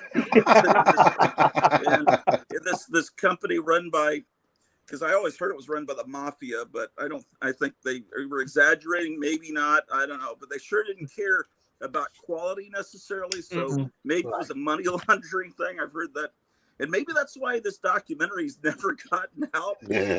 People have been rubbed out to try to show it, because it exists. Because Roy Thomas was talking about it like it exists, but maybe it's been shown at a Comic Con or something. But like 15 years ago, I saw a documentary in Fort Worth about a famous beatnik club called the Cellar Club over there. That was an insane place. It was just insane. And John F. Kennedy's Secret Service men went there and got drunk the night before he was assassinated. So they were all hung over when he was assassinated in Dallas, because he was in Fort Worth the night before, that morning before, and the morning of the assassination. Then he flew to Dallas, and it was a great documentary, and it's never been shown except in that museum of art over there, and it was just so great. But anyway, so sometimes these things come out, and when I first saw you, Steve, Charlton 66, I thought maybe you were the guy that made the documentary, because I thought, I wish. It has to be someone's named himself after the company. But, unfortunately, I don't know who made this thing, and so I have to watch more of that Roy Thomas convention. Really, if you just type in Charlton Comics into YouTube, you find a lot of stuff. We're not the only ones that like it. Yeah. But anyway, I'll shut up. But we've got to get Tom straight on sometime to show all the Charlton humor stuff. And I wish I had more Charlton. It's all kind of mixed in with everything. And but I'm finally realizing this comic store. I asked the owner, these tables that you keep the comics on, they never sag, they never collapse. What are they? He said it's a company called Everlast. You buy them at Sam's. I'm not a member of Sam, but they're sturdy, And because I need something to keep. I just need a better way to store these boxes, because I've got them stored 4 or 5 high. And Captain Strangelove showed a way to put some like a board. I don't know. It's disastrous, and everything's. That's a total disaster, and I'm really depressed. But I'll get this better. I got to. Maybe you guys have better. I don't know. Some people have these steel things that they put the boxes on, and then I really think I need to switch to short boxes too. I have door boxes. you went off on about 15 different subjects there, but I'd like to get back. I always do that. I'd like to get back to the guy cutting off the head of the girlfriend. Did they live happily ever after, or do you know? Well, you've got to hear the song. He has several songs like that. He's just insane. There's a song called "She Said," and oh man, I think the other one is. I'm getting them mixed up with the cover version. I think the other one's TV Set. Yeah, because he's talking about how. Yeah, it's insane stuff. But anyway. Well, let's get back to Charlton. I'll get us talking about how women shouldn't stay with certain men after a while. But hey, you got anything else to show us? Oh yeah, I know you do. I guess I pull out a I got a Fighting Marines here, number 14. Got the Canteen Kate Matt Baker artwork in this. He actually did work for Charlton, Matt Baker. Not very much, but it's there. And again, it's the Canteen Kate. Trying to get a better picture. Is that black and white on the right side of the page? No, it's color. It's kind of a bluish gray, right? Yeah. But that was intentional. Uh-huh. I'm noticing a lot of the muted colors on these. That's interesting. Yeah, either that's real garish or they're like really muted. Here's a first appearance of Judo Master in the Special Series, which I don't know why they call it a Special War Series, but it's Special War Series with the first appearance of Judo Master, 1965. I found this for $1, believe it or not. Oh, that's great. Because no one knew. Everyone then they didn't think it was his first appearance. Special War Series, you know. Hey, I don't know if you guys realize there's 2 television series in production based on Charlton characters. There's Peacemaker, which is being done for HBO. And then I just heard this morning there's a Blue Beetle series that's in production. But he's a different character than I remember. I guess at some point in the 80s, he became a different guy. Yes. I think the TV series. I think the TV series is using the young Hispanic kid, Jaime Reyes. So that was a change done by DC later. Yeah, in the early 2000s, like 2005 or 6. Because Blue Beetle successfully made the jump to DC as the Charlton character, because he's in Crisis and all that. Yeah, the Ted Cord character. Yeah, and you all know this, but just in case people out there don't know, the Watchmen mini series was supposed to be the Charlton characters, and then DC said, "Oh, I don't know if we really want to turn all these characters into psychos and ruin all the characters." And so that they were changed slightly, but you can see the Charlton equivalent. Peacemaker became the comedian. Yes. And anyway, this new Suicide Squad movie, I'm pretty confident it's not going to be a piece of garbage like the first one. And HBO is so confident they've already gone to series with it. And I think the series is actually finished. And I don't know anything about that wrestler. I know he's beloved by all these kids, but I sure like his apology to China the other week. Yeah, that was crazy. Hey, by the way, somebody's phone. If somebody's trying to reach you, I don't know if it's Steve or Eric. Me. Okay. There's nobody's trying to reach me. Okay. All right. Didn't know somebody's phone was trying to call them. So. Speaking, this is my favorite Peacemaker cover. Number not 3. To be speculators, but this is the time to go get Peacemaker books. I think. Oh yeah. Yeah. before the speculators that want to get them all and slab them all start. Oh yeah. Because I got Yep. a Charlton Peacemaker for like $7 just a couple months ago at Duncanville Books. And now I'm wondering if what John Cena apologized for will hurt. It may not be as big a deal as everybody was hoping for. I know I don't really have much desire to see it after his little dumb apology, but well, people can do stupid things and still produce enjoyable. I mean, I still enjoy watching Barbarella, even though she did all that stuff, and my father would get so mad when he saw her, because he was a Vietnam veteran. I can put that aside to watch that movie.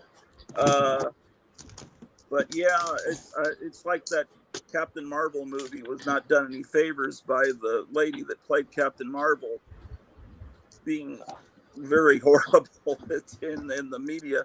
And so a lot of people just boycotted it or well, actually a lot of people saw it, but it was only because it was in between Avengers movies. I think we talked about that last time, but yeah. Anyway, you can, but anyway, it's still on topic because it's a Charlton property, and I bought the 4-issue 1980s DC one because I found that going through comics, and I thought I better buy this now. I've never read it, and Steve, you said it's really good, but I haven't read it yet. Which book was that brought to? Peacemaker? When DC got a hold of Peacemaker, and I think it was a 4-issue series. Yes. Yeah, I like it. 1987. I got that recently because I figure it's not going to be affordable much longer, and I wanted it. Yeah. Graphic, I'm going to have to take off. I've got another stream that I got to get ready for. I guess Captain Strange-Life is not dropping by tonight. Well, I just got an email while this is going on. He got all tied up, and but he's hoping to be with us down the road in the future. So okay, I was going to show this. This is what I was talking about the other night, and I'll bring this when we're all on again. But it's the complete Junior and Sonny. Oh wow! That's when you said Donaldland? No, this is IDW. What? I forgot what that is. They publish new comics, and they have a retro, I guess, a retro division, for lack of anything a better term. This came out several years ago. There's your back cover. I don't know if it's still in print, but you can find everything in the world on Amazon or eBay. But yeah, and like I said, I'll have this next time we're all on again. But this is great collection. But anyway, trust me, I would love to stay here because the other one's going to keep me up too late, and I'm getting too old for being up just streaming 1-2 in the morning. You're like 24 hours a day. What channel is that on that you're going to be on later? Ash on Comics. Ash on Comics. We do Ed Brubaker books, who I think is the best modern writer in the industry. And I realize that's not the highest bar in the world anymore, but he does crime noir better than anyone I've ever read. I mean, he's the comic equivalent of Hammett. Just very, very good. And his criminal series is phenomenal. And tonight we're starting on a 12-issue series called The Fade Out, which takes place in 1948 Hollywood. Yes, that was a great series. Yes, that was one of the few books I read about the inside of Hollywood, the enforcers and people who kept the stars in check, so to speak. Yes, and that was very good.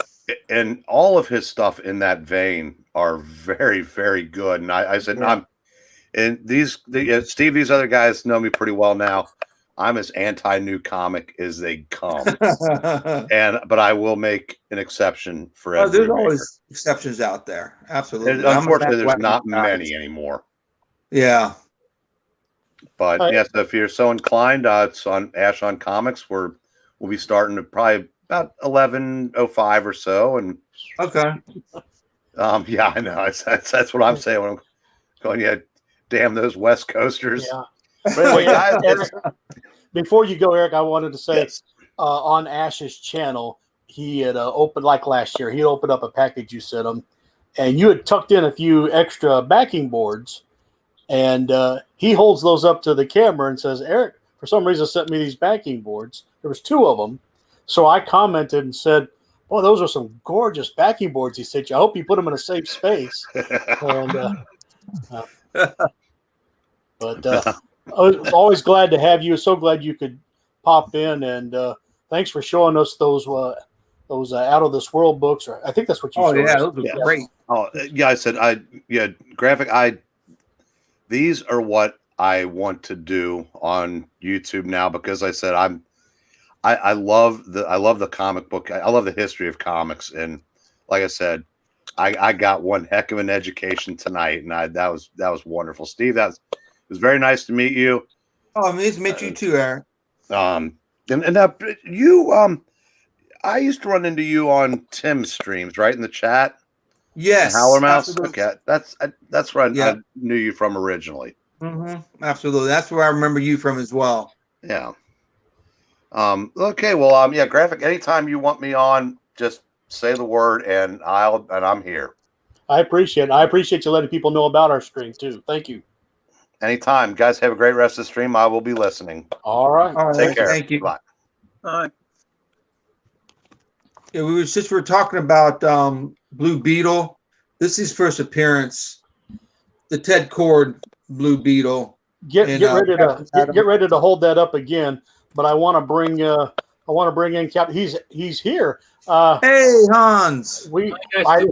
I sent you an email saying, "Hey, no problem. Hope you can show up down the road." But it's really good to see you. Glad you could make it. Yeah, I had a rough week. You know, the last few days were horrible. I had to work, actually. I actually had to work. So I hope down the road you'll get to see the beginning of this, because we show some really good stuff. Yeah, and I think you'll love it. And Steve was getting ready to show something else, so go right ahead. Here you are, full screen. First appearance of Blue Beetle. Captain Atom 83 from 6'6". And there he is at the bottom in all his glory. Did Blue Beetle start with another company before he came to Charlton? Fox. In the golden age? Yeah, Fox, right. But he was a different Blue Beetle. That's a different guy. Garrett was his name. Forgot his first name. Yeah, it was this guy. Hold on, I'm going to find him.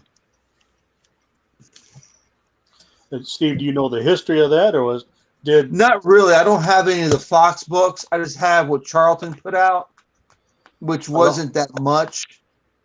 In the Charlton books, wasn't there 2 Blue Beetles? There was an older one, and then there was a younger one, or am I confused? Yeah, you're the one Ted Cord was the only Charlton character. They got the rights to this guy, to Garrett. I forgot his first name. It says Dan here. Eric Green says D-A-N. Dan Garrett, yeah. He meant to say Dan. So. That's what he looked like, the Fox character. And he had his own radio show. Yes. His costume is almost a combination Blue Beetle and the Phantom from the comic strips. Yeah. Yep. And his name is obviously a knockoff of the Green Hornet, I would assume. Oh yeah, yeah, yeah. Absolutely. Busted through for the newspaper. I don't know if I pull out any more Blue Beetles or not. I didn't even have time to look for any books, and I just it's just terrible. Hey, if you give me like a week's notice, a week ahead of time, I can, promote it and everything, and get some stuff together to show. But just a couple of days notice with everything what I've had going on is pretty rough. Well, don't worry. Down the road, we will definitely have you on, and all right, we're sure you can dazzle us for hours and hours. So, yeah. Do you guys separate by companies, or do you do everything alphabetical? How do you guys? Me, I do it by company. I was always alphabetical. I do it by company. I know directly where to go. Yeah, I do it alphabetical except for Charlton. I keep Charlton separate. Well, I do it alphabetically until I decided I would have all my Silver Age and Golden Age in one area and everything since in another area. And then it took me like 2 years to do that. I don't recommend it, but I like to be able to look at only old books flipping through, and I don't like suddenly see something from the 90s, polluting some Silver Age. Sorry, man. I keep yawning. I understand. I've done that, but I've done it as well. I keep everything I have in my main room, up my comic room. It's all Bronze Age, Silver Age, and spattering of 80s stuff.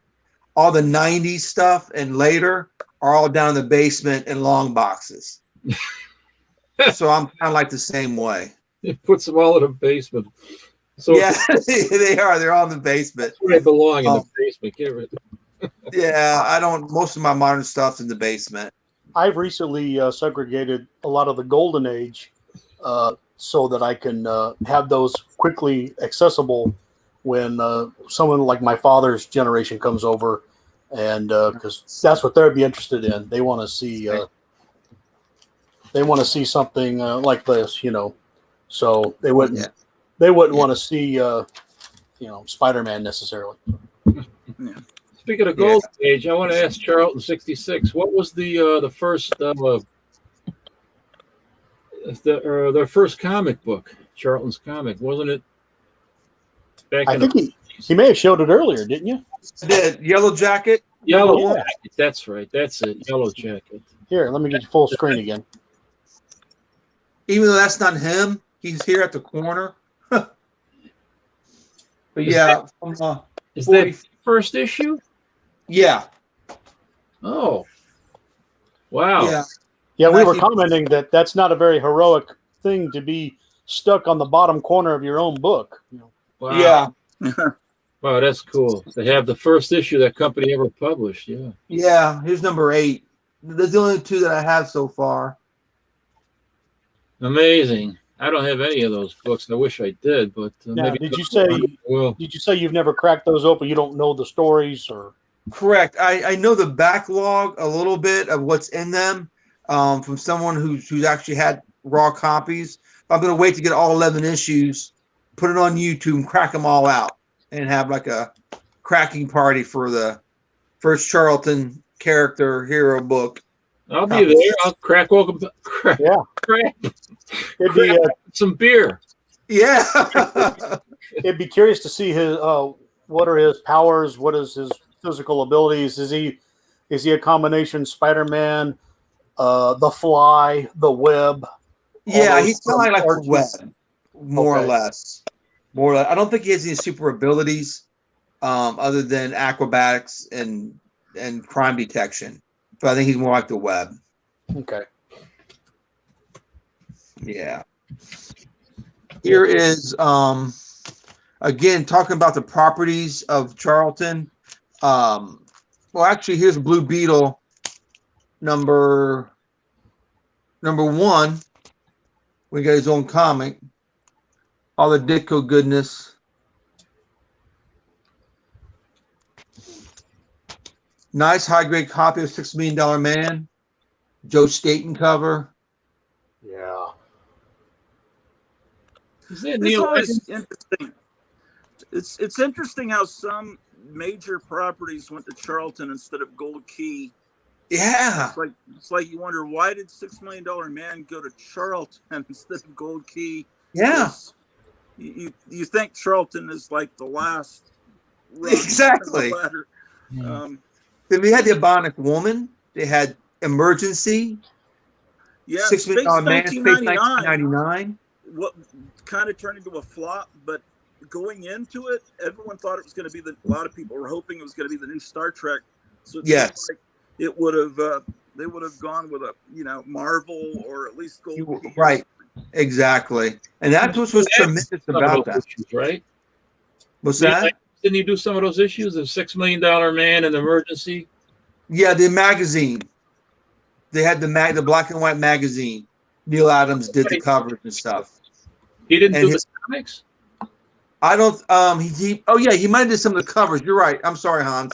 The Yeah. comics, the cover, and then Krusty Bunkers would do some of the interiors. Oh, okay. But the magazines, it's in my mind on the magazines. Right. Okay. Now, while Captain Strangelove is here, we'll get right back to Carlton. I'm going to throw in a couple of ACG. Do you remember anything crazy like this? I got the complete run. Oh, you do? Wow. Yeah, I should bring it down. It's upstairs. I could have brought that down. I love that cover. That's awesome. That's hysterical. So I've got a few of those. There's, of course, that one we just saw. And I love Adventures into the Unknown. Great stuff. Anytime they're fighting a dinosaur, it reminds me of Weird War Tales. You know, the PS art books reprint those books. I don't know about the complete run, but I'm gonna go upstairs and bring some of those books down. Do I got some time left here or what? Yeah. Do you have any Cowboy as well? Because we're going to show a couple of Cowboy. I'll see what I got here. Okay, good. All right. Let me. How do I pause out or just? Oh, you can stay there. Oh yeah. All right. We'll full screen somebody else. I'll do a gratu over here and just stumble around my place. Oh, I better get rid of adult Barbie because this is a family channel, isn't it? Sure. I better get rid of it. His headphones are off. I don't know if he'll hear us, but yeah, poor ACG doesn't get much credit. And by the way, I was going to ask both of you. Now, Carlton, this is going to be a difficult subject.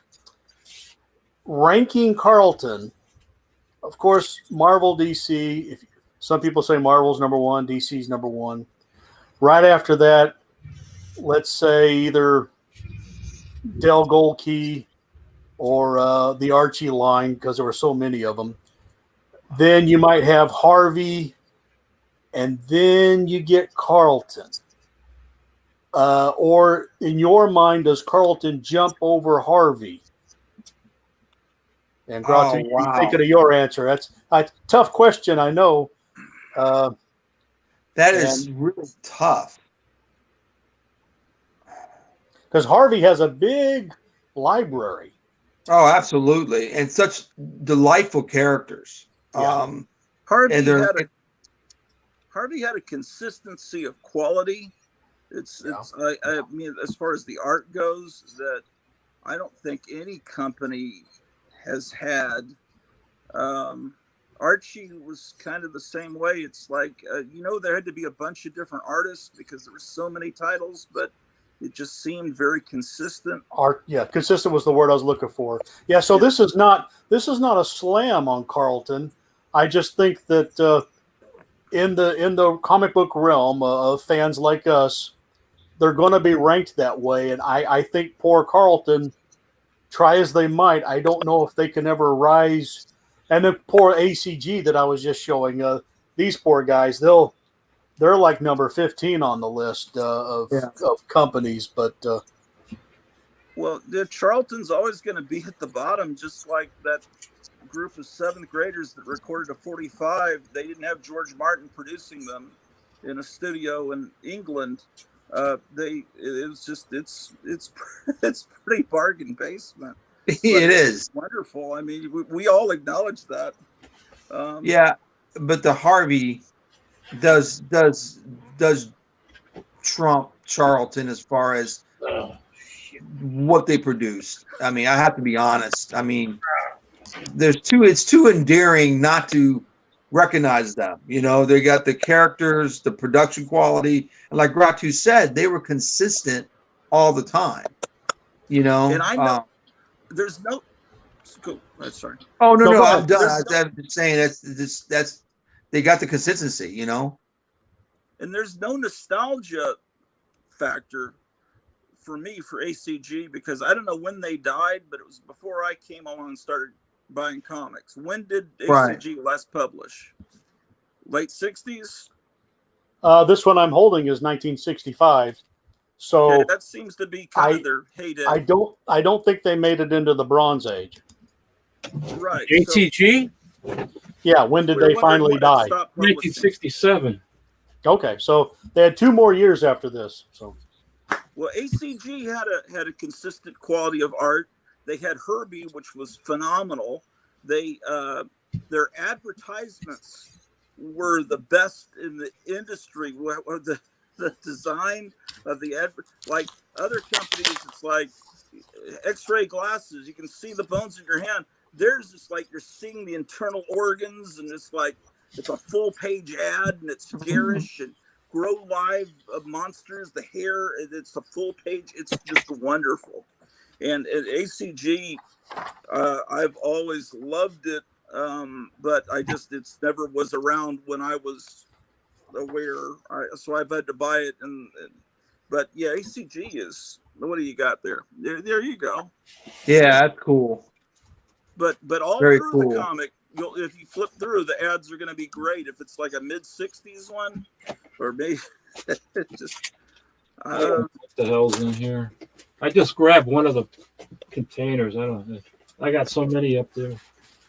You know, ACG is known as DC's sister company because there's a connection between the two. It was Really? with money from DC, ACG. Did you know that? I think I heard that. Yeah, Benjamin Sanger, he was very close friend of the Donenfelds, and they borrowed him the money to start the company, and they had invested some of their own money into that company, but the exact connection there is, probably lost to obscurity unless we find documents, but there is a connection between the two. That's pretty cool.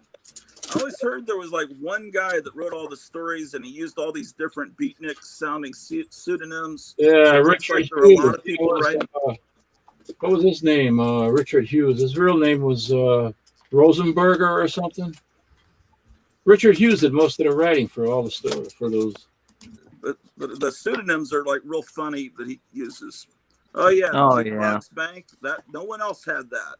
Their ads are not the same ads that everyone else had. Somehow they had ads that were unique only to them. And that ad there, if you do close-ups, is great. It's got a Frankenstein somewhere at the top. Maybe it doesn't on this particular one, but I just remember that ad is great. You dirty. Oh. Damn it. It's Fibber McGee's closet over there.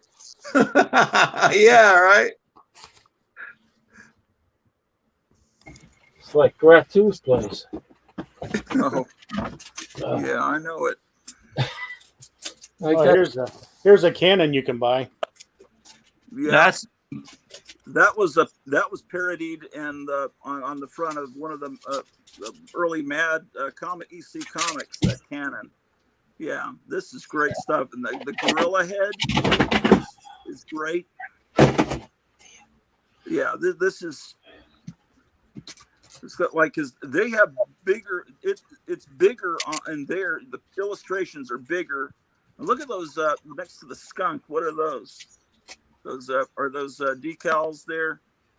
We're over the other way. Emblems, color sweater emblems. Okay. And a bulldog. So when you form your own gang, you have your own. Yeah. For the stinkers club.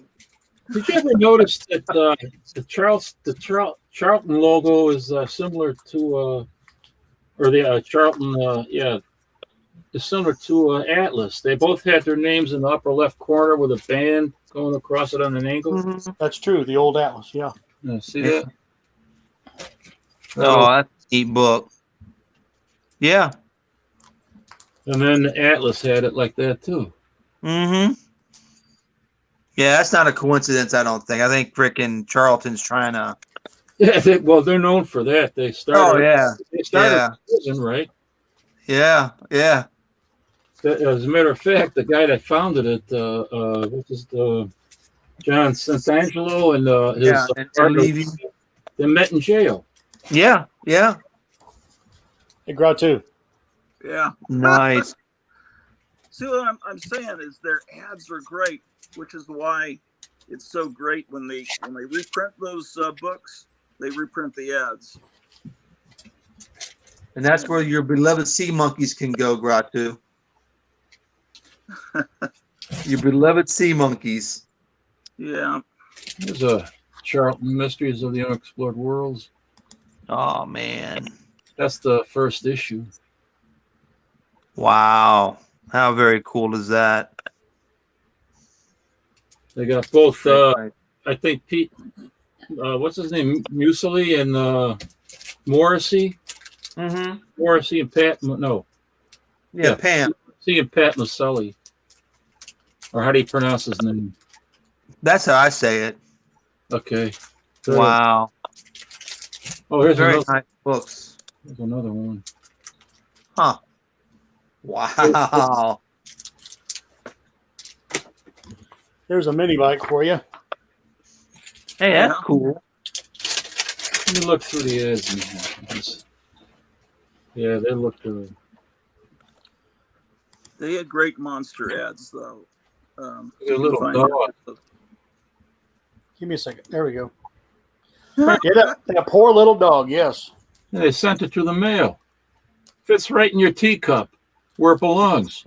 You can drink it. I can't imagine. Hey, before there was silly putty, there was nutty putty. Ah. Oh, nutty putty.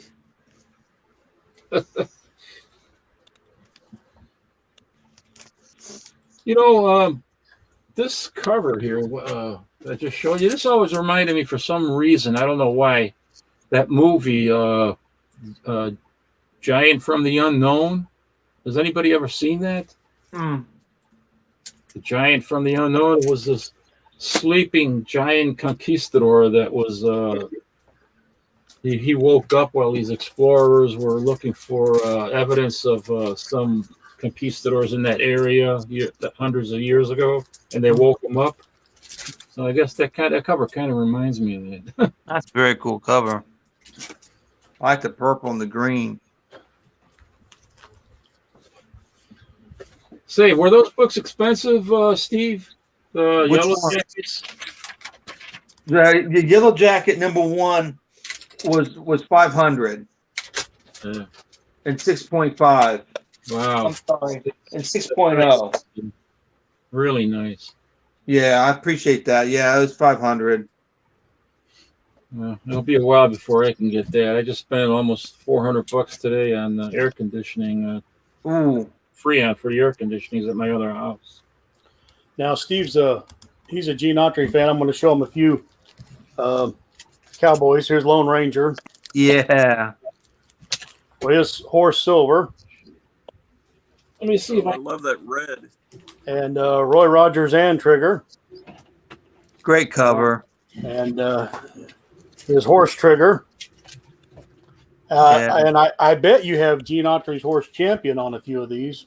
Oh, yeah.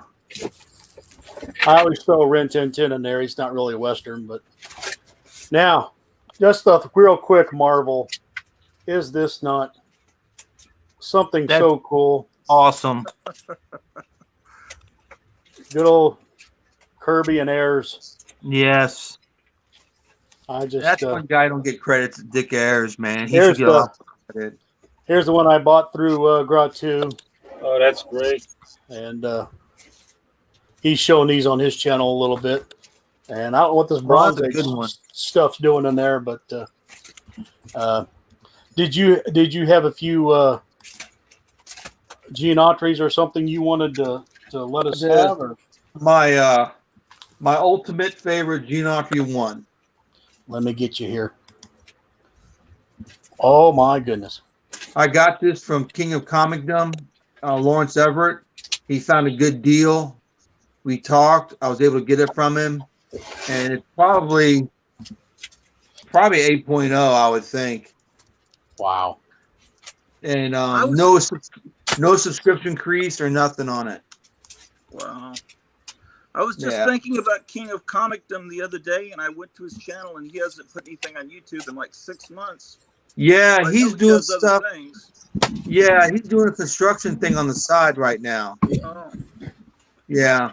'Cause he's the only That's other the guy only I know Gene that Autry I separated- pulled out. He separated his comics like I did by time period. So Okay. I thought that was interesting that he did that too. Yeah. Now I'm going to show. So I'm a Roy Rogers fan, and Gratu will get a kick out of this. This is a record album. Roy wrote the song, and he had Alan McGill sing it. And Oh, that's cool. I don't see these hardly anymore. No. The That's pretty 78. neat. Now there's a regular size. I guess I'm embarrassed to say it, but I don't know who Alan McGill is. I've never heard of them. Oh, And here you go.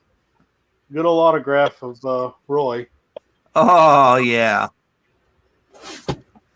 Good. That's well done. Very cool. Well done. were you guys into the Western characters when you were kids, or did you develop the love later? Later. I always loved him. My second favorite, my first, you'll think this is silly, but I'm a comic book guy. I can think like this. My favorite movie is Charlton Heston's Ben-Hur. My second favorite movie is The Man That Shot Liberty Valance. Nice. I love John Wayne. Yeah, I don't think you can get a better. There's probably a better Western, but to me, that had Lee Marvin, Jimmy Stewart, John Wayne, Andy Devine, and Lee Van Cleef is in there. And Gene Pitney singing the song. Yeah. Yeah, That's right. I'm probably forgetting somebody, but what a great story, great movie. It was Roy Rogers, but this is a Delta. Oh, yeah, let me see that. Oh, he's got Yeah. the horse. Oh man, yeah, doing tricks. Great stuff. But it's a Dell comic, but you wanted to see some Gene Autry. I There we go. just happen to That's have cool. these. That's awesome. I'm Yeah, I not got a a bunch of Gene. big collector of Westerns, but I do have some stuff. Yeah, this is mostly Dell what I got here. I don't know. Well, that's fine. I just showed some. Go ahead. Oh, you did? Oh yeah, yeah. We showed Roy Rogers and Lone Ranger and Silver and Trigger and Yeah. This is Bob Steele. Oh yeah, I like Bob Steele. Pretty low grade though. Buck Jones. yeah. Yeah, I got that issue. That's awesome. Great painted covers. Oh Oh, yes. And Oh yeah, there you go. look at how big the gun is right there. Big fan of Buck Jones. Ken Maynard and stuff I got. Oh yeah. And then I don't know if I showed these, but I think I did show these before in another video. But this is John Sever. Hey. Yeah. Is that a prize book? Yeah, Yeah. John Sever and artwork is pretty good. I mean, look at that. Yeah, Severin's a master. Yeah. Wouldn't it be great if they had done? Boy, it's great colors on that. Wow. Yeah, they made comic books Here's based my on favorite one. the spaghetti westerns, like The Man that'd with be No fun. Name, and then they have a smiling Clint Eastwood on the cover with just like Look these at the Roy headdress Rogers. on that. Yeah. Wow. I think it takes a certain kind of a comic artist to draw westerns because there's so much detail involved, and if you don't draw it right, I can't be drawn into it. I can't just Alex Toth and Dick Ayers. Those guys are good. yeah. Yeah. Yeah. Jack Davis had a good historical eye too. Oh yeah. I don't know how many Western comics he did, but when he did Western or historical art, you could see he really cared about getting the history right. True. Good old ACG. Yeah, Steve, you got any more? We'll go right back to you. Yeah, I got what I got left. I got some Charlton westerns. That's I great. just picked because of the covers And like this Sheriff of Tombstone. Very cool cover on this. Yeah. That's an angle you seldom see, thankfully. True. One of my favorite covers, The Masked Raider. They reprinted this book as well in the 70s. The other thing Charlton did, we kept their books going when the popularity of westerns were gone, and the war stuff, they kept going into the 80s. You know, no one cared about war comics and westerns in the 80s, but they kept it going. Kid Colt Outlaw also went into the 80s. Yeah, and they're all reprints, but Marvel kept pushing them out there, and they were buying them. This is a 68-page special, Lash LaRue with his gravity-defying whip. I don't know how he's doing that, but he's doing it. The same way Wonder Woman does it. Yeah. It's in the script, right? Yeah. That one, this Lash LaRue, King of the Bull Whip, number 51. I don't know what year this is from. Stan Campbell did the cover, though. It's a pretty neat cover. You got to start putting the year on the back like I do. Yeah, I usually do, but I just rebagged and boarded these, and I meant to do that as I was going through, but I was doing it so quick. Because when I hold up a book, I'm looking at the back, and I go, "This is from 1973," and I look like a genius, but I'm just cheating. Yeah, you have to make notes on the back of the stuff. You know? Yeah. One of the last westerns that I pulled is Wild Frontier, which has got a great busy cover, which is a pretty cool comic. This only lasted a few issues, but I like that cover a lot. Is that set in the it's got like 1700s or early 1800s? Yeah. Okay. Yeah. This has got the Davy Crockett, Daniel Boone, and Jim Bowie. So this is prior to the Alamo. But they're together. They're together in the book, but it's prior to the Alamo. I kind of like DC Comics Tomahawk. Set Revolutionary War. Yeah. Good time period. Mm-hmm. That's what King of Comicdom. His wife collects. I think it's his wife. It might have been him. They collect Tomahawk because of the storyline. You know, I've seen.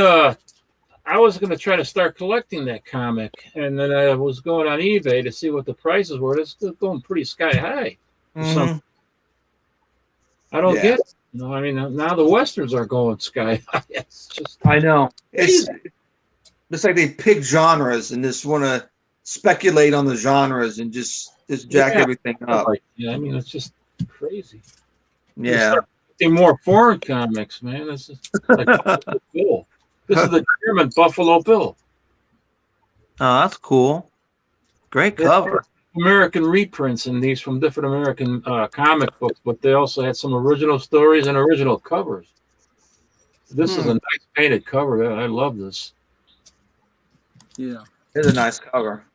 And, there's the only two I have, but okay. With the horses, you know, and the detail, it's just amazing. Yeah. Yeah, that's one thing people don't know. If they don't know how to draw horses and men and have the perspective and the proportions of a man on a horse, you lose me in the artwork, just like you said earlier. Yeah. Look at that. Wow, Cow Puncher. Oh, yeah. Well, I wish I had all of those covers. They had a lot of bondage covers at Cow Puncher. You guys got any John Wayne? No. Most of the stuff that I have, I've got a lot of ME, Magazine Enterprises, Western, Straight Arrow, Charles Starlet, people like that. And this is the one I was looking for. I thought you might really like to see this one. Oh, yeah. That's nice. A little rabbit. Yeah, that's great. There he is at the end. Those Ghost Rider covers are amazing. Oh, yeah. The one where he's swinging with the girl. It was just so I got a lot of those in PDF format, and but I haven't got around to reading them yet. But. How's it feel to read them on the screen? Is it feel funny? My goal was our family. We camp a lot, so and of course you're not going to get in a computer out there, but my son has a little tablet, and all of these, I got thousands of them. They all fit on a little jump drive. And Okay. I plug that jump drive in, and then I can, with my hand scroll up and select each book I want to read, and I don't hurt them. I don't get them. It can rain on us, and, Right. But it's not the same holding the book, Right. And I know one day the Chinese are going to release a EMP and they'll all disappear. But that's when I'll go back to these. So Understood. But I like having them because people always put these scans out there, and Yeah. you can put them together in a book form and just scroll up and down the pages. And many times they keep the ads. So I have cut a few ads every now and then just out of repetition. I've seen them so many times, and I can get more books on a drive. But I got thousands of them that way. But nothing beats the paper. But it's good. It's good to have that. Yeah, let us see that one. You get a lot of history when you got them on those drives. Yeah. And I have the copy of that on the computer. So whatever those tablets are called that you read from, I saw one. I was on a jury waiting to get on some jury, and the person next to me had one. And it's amazing how you can. It gets rid of the shine of the screen, and it looks like it's paper. There's no reflection shine. That's what I meant. So, but yeah, I'd rather have the real comics. But gotta have that smell. Oh yeah. There's there's shields you can get to protect your stuff. Red Rider, he was good. I loved Red Rider books. Oh yeah. Can't go wrong with those. Fred Hartman, right? Yeah, then they reprinted a lot of the comic strips though in the newspaper. Yeah. But,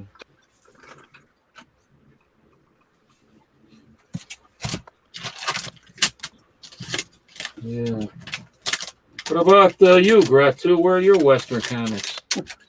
I don't have that many, and they're scattered in these boxes. I scrambled to get here on time. I was 30 minutes late. But, Strange Life, I gave him a little Roy Roger book that I picked up in Roy Rogers Museum in Branson, Missouri, and I sent that to him. It's I think it's a little bit smaller than an average comic. The insides are black and white, but they're Alex Toth and a few other artists like that. And that company AC that reprinted a lot of like 1992. I forget the name of the company, but is AC. They did a lot of cool reprints. I was there, and there were about 5 of them. I could afford one. I grabbed that one, and so now it is in the Great Museum there in Gratouville. So I know he's got one good Roy Rogers. I've got somewhere in Gratouville. Yeah, I need more. Buck Jones. Oh, love Buck Jones. That's a great cover. I love it is. The horses, man. It's just amazing. Yeah.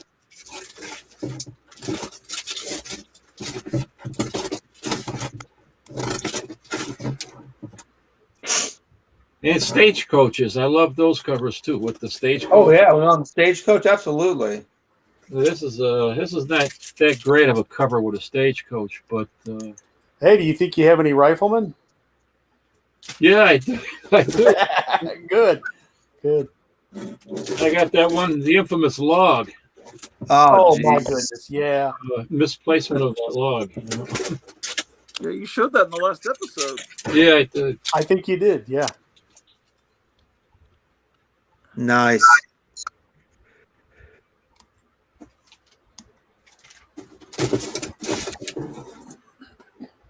Go to stagecoach.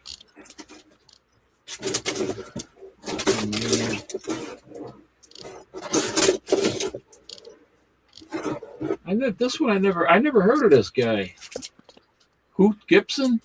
Oh yeah. Yeah. He did silent film. He did silent films. Yep. They had a lot. They had a lot of cowboys and serials and stuff like that back in the 40s and 50s. Yeah, he's one of the earlier silent film cowboys. Oh, here's a high. He did talkies too. Oh yeah. Good, good. Not Nick. Oh, and a Gray Ghost. I remember the TV series. Oh yeah. But I don't have too many. Steve, we were talking earlier of these Daniel Boone and in the time period of Tomahawk. Yes. Charlton had a Daniel Boone, few issues of Daniel Boone. That was very cool. Wish I had those.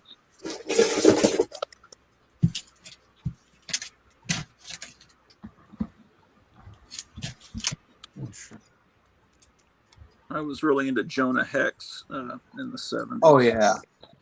Yeah. Anybody know Yeah. about Madam 44? Oh, Madam 44, that's cool. This is the first I've heard of him. Yeah, the Johnny Thunder stuff. What do you know about her? In the 70s, they started to bring him back. Just reprints. Yeah. Yeah, you're right about that. Madam 44. Was Tomahawk supposed to be in the 1700s? And Yeah. DC? Yes, Revolutionary War. Right. And then, Yeah, the British redcoats are on there. You remember Batlash? Yep. Oh yeah. Weird The Western. dandy. He was a dandy. Yeah, when I think we kind of mentioned this in the last broadcast, when Jonah Hex gets his own title, Weird Western Tales becomes Scalp Hunter. Right. And I enjoyed Scalp Hunter probably just as much as Jonah Hex. Yeah.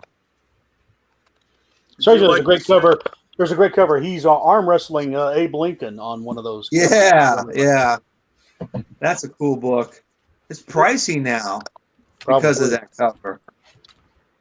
And there's a cover that's just like really was very questionable. It was just a woman on a bed, just looks like she's rolling her stockings down of Jonah Hex. I mean, do you know what cover I'm talking about? No.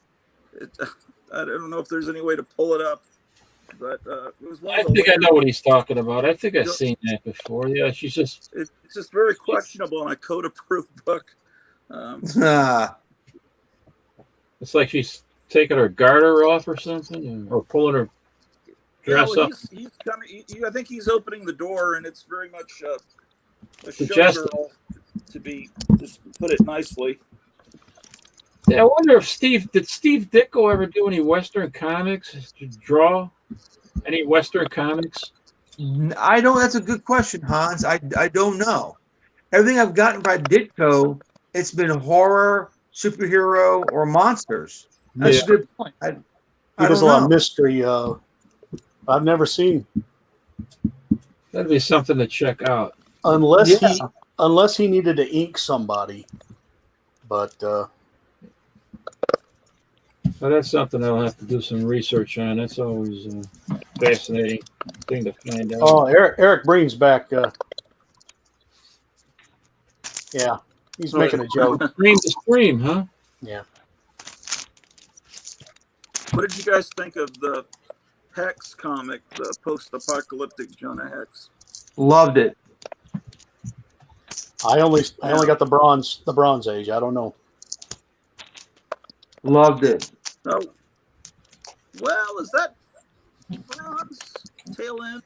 When do you guys consider the Bronze Age ending? Ooh.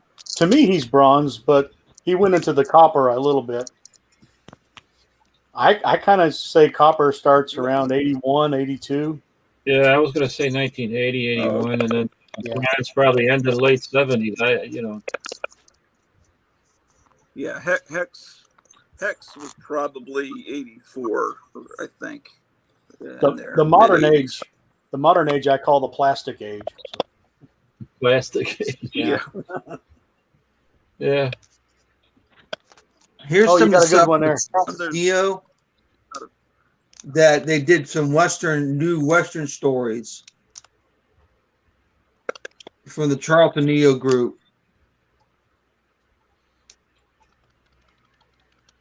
That looks sort of like black. Why does it look so like black and white?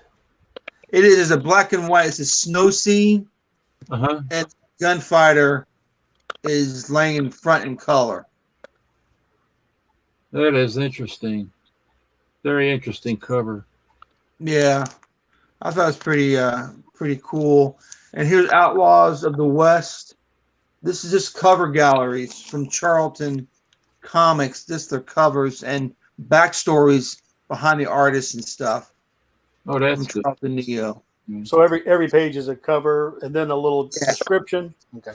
Yeah, it's like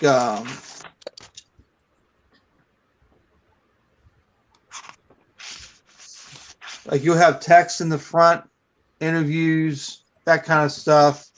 The books they're covering,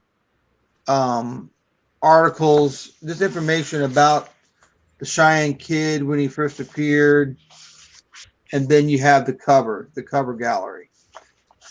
Then you've got black and white covers for the original art. They did a few of these books. When did those books come out? They're modern. This was you can get them off of Amazon. Just type in Charlton Neo Media. This is Paul Cooperberg is the editor on these books, and this came out. I can't even see the date.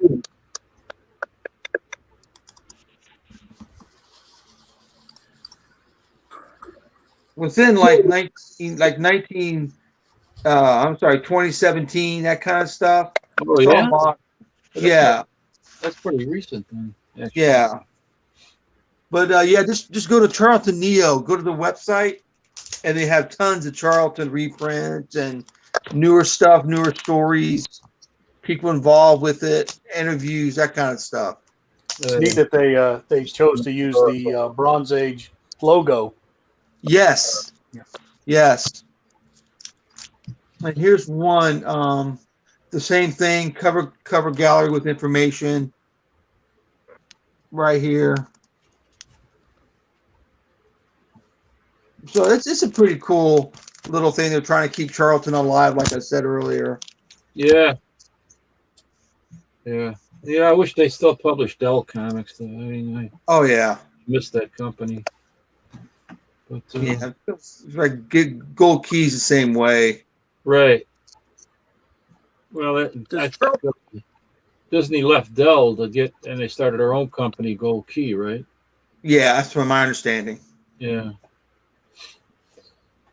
Yeah, the real company is Western Publishing. Yes. Western Publishing is the whole thing. Yeah. Dell had the cover distribution and all that, and then Western said, "Hey, we could do our own thing." And Dell kept going for a while. That's where you see Dell produce Dracula, the superhero, and stuff like that. While Gold Key moves on, Gold Key got the Disney stuff. So Walt Disney Comics and Stories, the big seller, that went. So did Donald and Scrooge, and all the Warner Brothers stuff. That went with Gold Key. And Dell tried a little bit. They flirted with Rocky and Bullwinkle, but even that went to Gold Key. So yeah, they early. Crowd 2, you were trying to say something. I was talking. Go ahead. Some crazy books. No, I was just saying. I'm on a delay, so I interrupt everybody accidentally. Does Charlton Neo have access to all the original art? That I don't know. I know a lot of the original art's been destroyed. A lot of it. So I don't know what they're getting their prints from. I don't know if it's from a file somewhere or it's actually the original art. I don't know for sure. They have not specified it in the book. I don't know. Well, when Charlton had I that, don't know where I heard it. If I destroyed heard a it from lot. one of you guys. I didn't catch that. Say again. It seems like I heard that. It seems like I heard that a lot of the art wound up in the hands of a single individual. The art stuff that survived. I didn't know where I heard that. If it was on YouTube or somewhere I read Oh, it. really? So that could be. I don't take that to the bank. I was, maybe it was in something I heard on that panel on YouTube with Roy Thomas and some other Interesting. Charlton people. It doesn't surprise me. Yeah, I need to go. Probably Yeah, a 'cause case where I guess the last guy to lock up the building gets all to keep all the stuff. So, Well, they had that huge flood, and a lot of the art and everything was destroyed. Yeah, and I also heard that they use the artwork as mats for dirty feet. That's what I heard.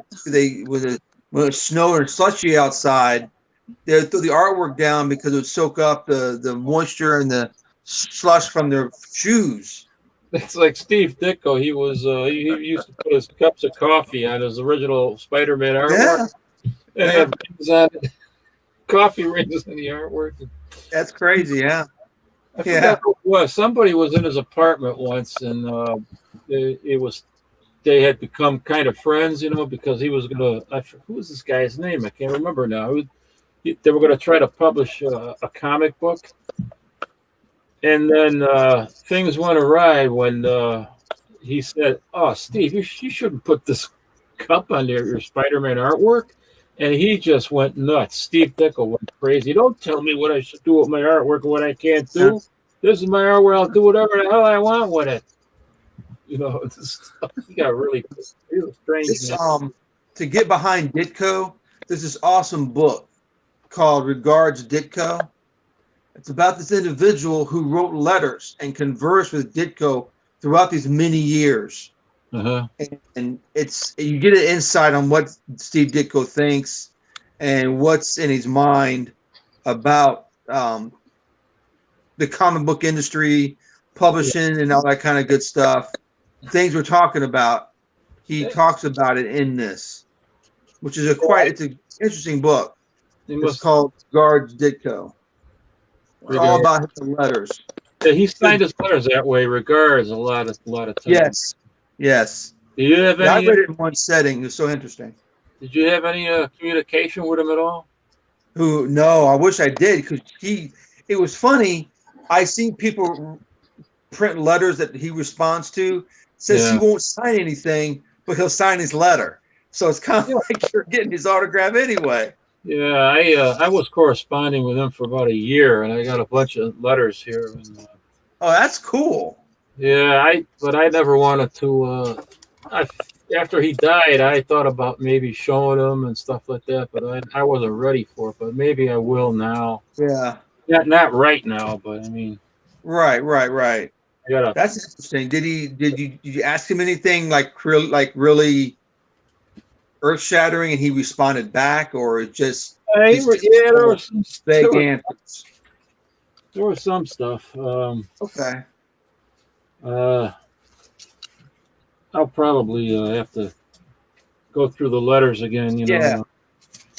I still got some of my original ones that I sent them, but not all of them. I would have been tempted to say something smarmy about Ayn Rand, and probably would have ticked him off. So, yeah. Well, we had similar philosophies, objectivist philosophies. So. Yeah, that's interesting. I just think it's funny, and he won't sign anything for anyone, but signs the letter. You're going to get his autograph anyway. Kind of like he's sticking to his principles, but doing something for the fan. That's what it was like. That's what it seemed to me anyway. One time I sent them a birthday card. It was they sent me this. This is just a short note. Oh, that's neat. Wow. It was an animated birthday card, and then he sent me this back. Why is that not in a frame? Yeah, that's awesome. Why are you handling that? My goodness. I don't know. That's cool. I might be able to show you some other ones, but I don't want to show the details of the letters. Really. Oh yeah.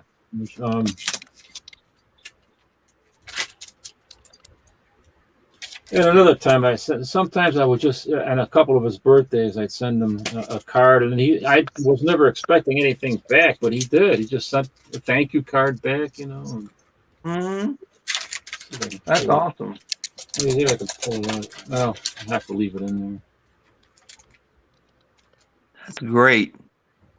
I was asking him how he was doing, and I hope that he was doing well, and he says, "Oh, I'm still active, keeping busy, trying to pace myself." Yeah. Steve. And he didn't keep his location a secret. It was in the phone book and directory and everything, right? His I was address. going to visit him. He said I could come and visit him in New York, but then I never got the chance because he died. Wow. Would rarely let anybody come, you know. There's a series where a British film crew goes looking for him. It's called In Search of Steve Ditko. Have you seen that? Yes.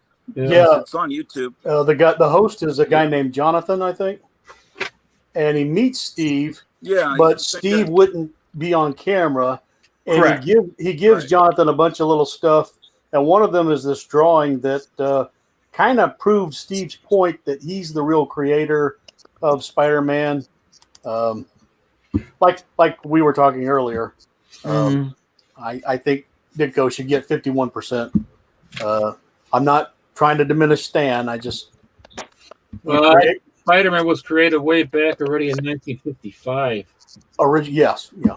You know, with Joe Simon and C.C. Beck. He even showed some of the original Spider-Man artwork that C.C. Beck drew, and it was called Spider-Man. So they had the idea already in 1955, and then Simon gave that artwork to Kirby, and then Kirby shelved it and never gave it back. And then Stan wanted some ideas, and hey, how about this? You know. And there's a pulp character called the Spider. Yeah. Yeah. What about the Halloween costume? That too. Yeah, that was Ben Cooper. Halloween costume was way before Spider-Man. I mean, it's just unbelievable.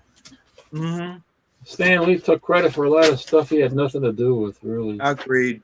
We were just talking about that, and you know, and the thing that bugs me about Stan, I was just talking to Graphic, was that he doesn't. He lets everyone suppose things. He doesn't come out and sit there and say, "I didn't do this by myself. I needed help from Jack. I needed help from Steve. I needed help from Dick Ayers." He doesn't say that. He lets everyone assume he did everything, and that's not the case. And he kind of let Roy Thomas do some heavy lifting for him, and speaking up for him and stuff like that. Houseboy Roy. Yeah, Roy's doing a great job on these reprinting of the public domain books. Oh yeah. He's a smart guy. He's a smart guy. Definitely. It's from 2014. I got a letter from 2014 at Steve Ditko. Wow, it's a nice long letter. Yeah. Interesting. And he didn't write in ink. Everything was in pencil. Huh.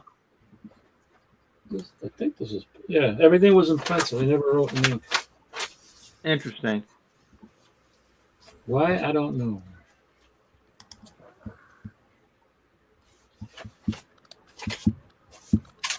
Yeah. I hear he was spotted, or some people think it was him, at a movie theater when the Tobey Maguire Spider-Man was playing. And what was that, 2001 or 2? Really? But, some people swear they saw him coming out of the theater. Yeah. I don't know. I doubt it. He hardly ever left that apartment. Very distinctive looking. You wouldn't be able to miss him with those big glasses, you know. And yeah. Long clothes that you wear. Huh. Interesting. Yeah. His philosophy was a huge part of him. What do you guys think of that philosophy? Well, I'm an objectivist libertarian. That's what I could consider myself. But he was a little bit extreme with his following of Ayn Rand. I mean, she could do no wrong. She was like and this is what Static's about. And but yeah, a lot of it's writing. Her main premise is that there are people that create things in our society, and then there are people that just like coast and don't do anything. And without those people that are the real creators, society falls flat. Is that the main premise of objectivism? Well, you know, you got it too much. She came from the Soviet Union, and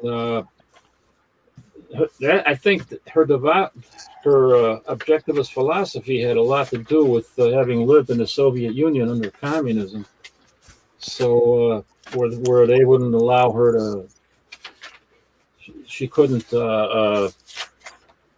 write, be creative, the way that she would like to be, and she hated that about communism. And then, but objectivism is, it deals with the individual,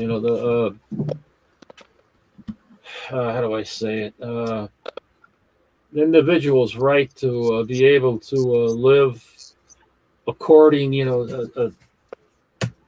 to his own free will without having anyone else interfere with that in any way, government or other ways.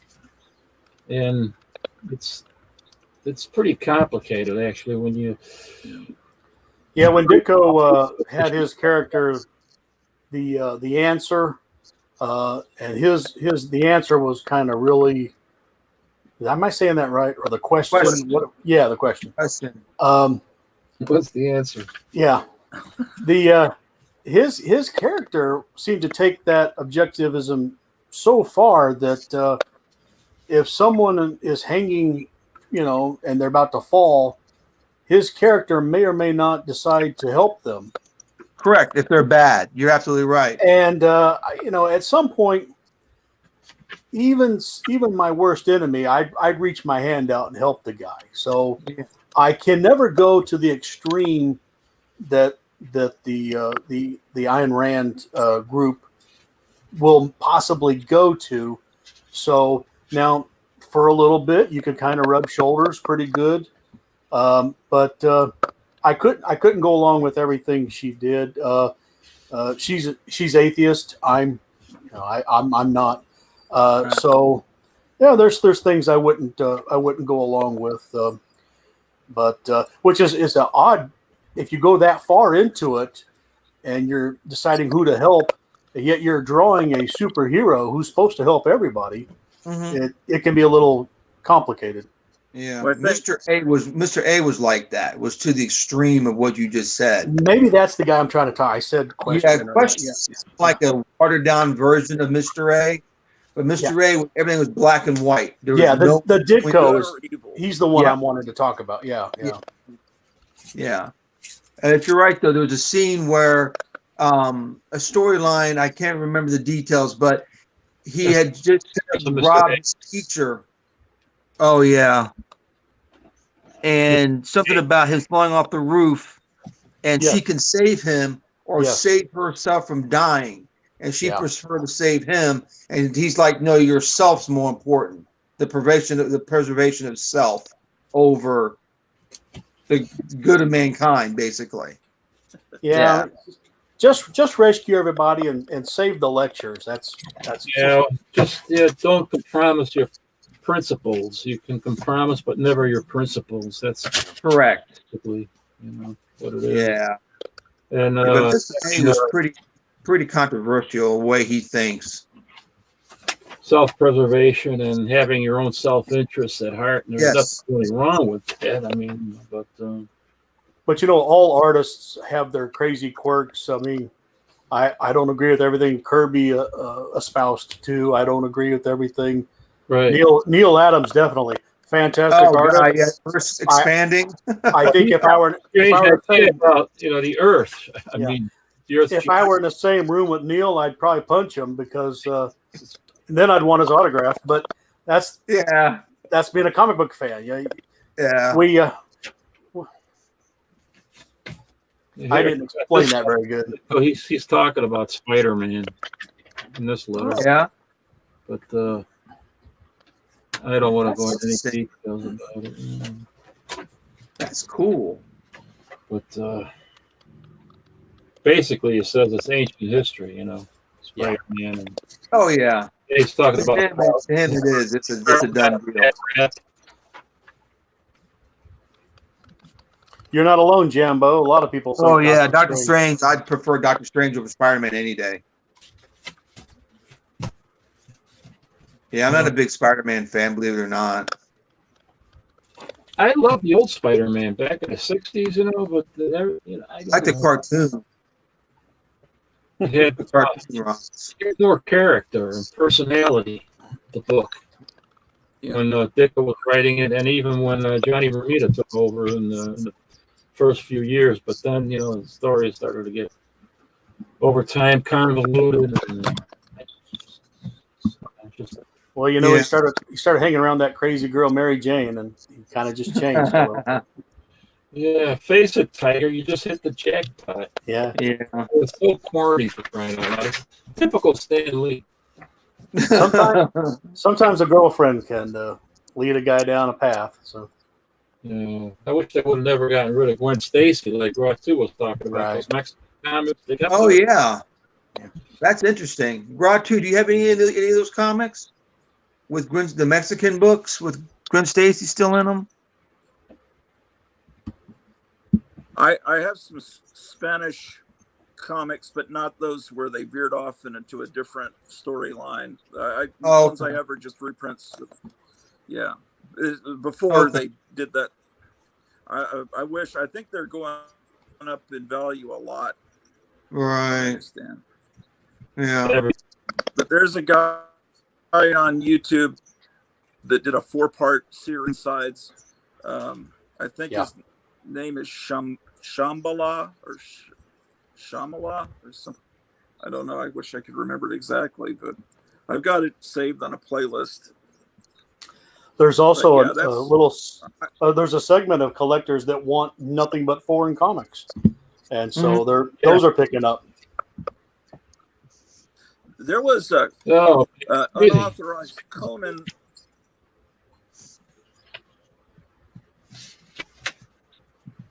I'm not familiar with this. There was of the Unknown Soldier. Did you read that? Yeah, I didn't never heard that. Of the Unknown Soldier. What? Huh? He's not talking about the Unknown Soldier of DC Comics, I don't think. Al, we need you to clarify in your next comment. I don't know if that's. I think if that would have to be funny, or if he's actually talking about how they drop propaganda, leaflets and stuff. They would. They would town villages. Shanghala. That's it. Shanghala. Yeah, look that. He's got a great channel, and Shanghala, and you can see the inside of those comics, and that's cool. Because in Mexico it was mainly a romance comic, and then they killed off They killed off Gwen Stacy. Then it ruined it, so they just got permission and kept Gwen Stacy alive, which probably would have been the smartest thing for the United States too. I don't think she should have been killed off. And then I hear all these twisted storylines. These twisted storylines where Gwen Stacy was impregnated by Norman Osborn and all this. Oh man, really? Oh. Comic lately, just this perverse, twisted stuff. I don't know. That's crazy. I really liked that character, Gwen Stacy. When they got rid of her, I thought, oh no, I liked her a lot more than Mary Jane. You know. Well, I think they should have had both. It should have been like Archie, which is kind of the way it was there around Right, the yeah. 60s. He had two girls, and that was Yeah. fine. But yeah. Yep. Yeah, Stan Lee. I don't know. I don't want to say nothing bad about Right. that. He was the force behind Marvel Comics. I mean, he really was, but not the creative force. He was driving all these other guys to create and making them do stuff. And he himself was answering to Martin Goodman. Yeah. Who was telling Dan, I want this, I want that, I want like a Justice League. So you gotta give me something like that. Yeah. What he did is provide a consistent voice among the line of comics and a voice in his writing that worked better than those individual artists that were actually doing the creating.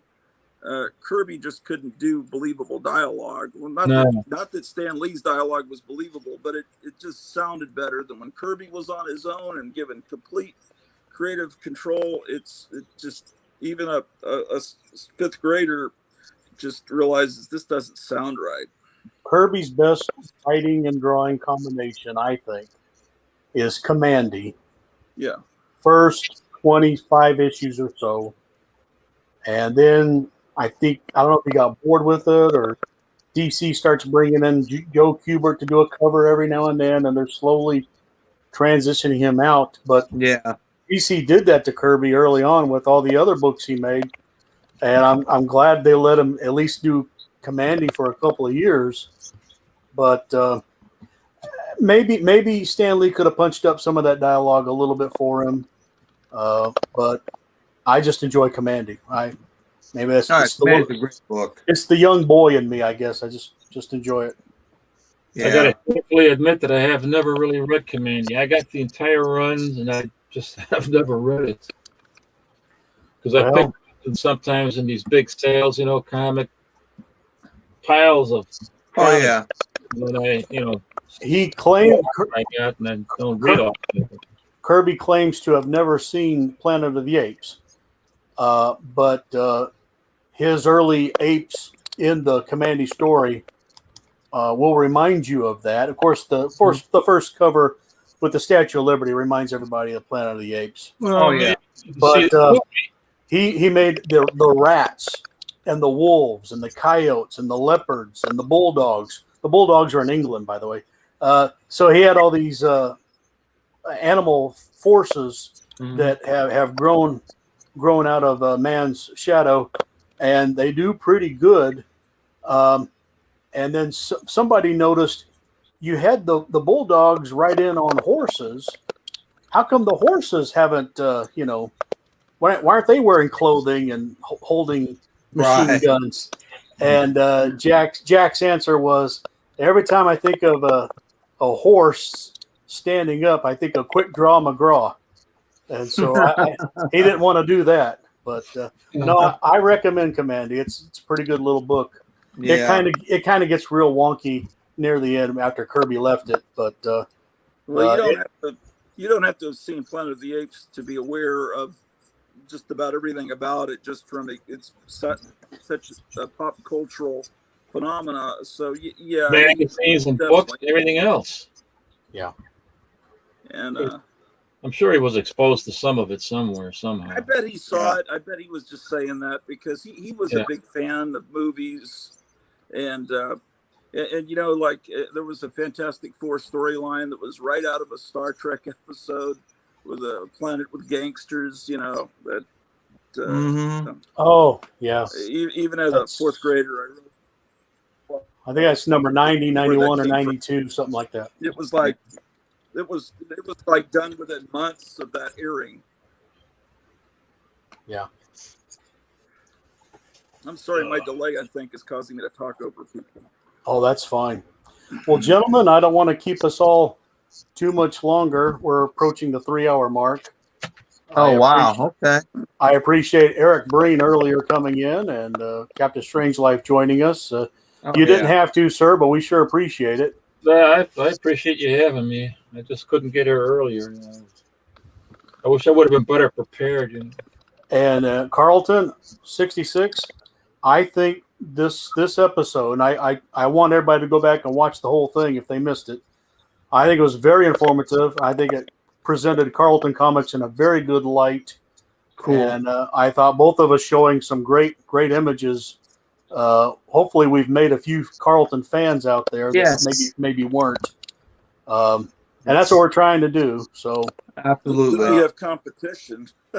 Yeah. That's not the smartest thing. Yeah. But no, these are valuable because I saw some people on YouTube talking about them. That's right. Yeah, later Steve and I will be autographing. Yeah, exactly, right. Come get your picture taken with us. I did that with Vampirella, the Warren Vampirella, before they revived him in those horrible comics today. I said him. But the Warren magazines say around early 80s, no one was collecting that. And I was going around to every comic store looking for them. And all of a sudden they realized, oh, there's big demand for these. And they started raising the prices on Warren Vampirellas. I was the one person creating this imaginary brand. So we can thank you for that. Yeah, the $1 billion cover-up.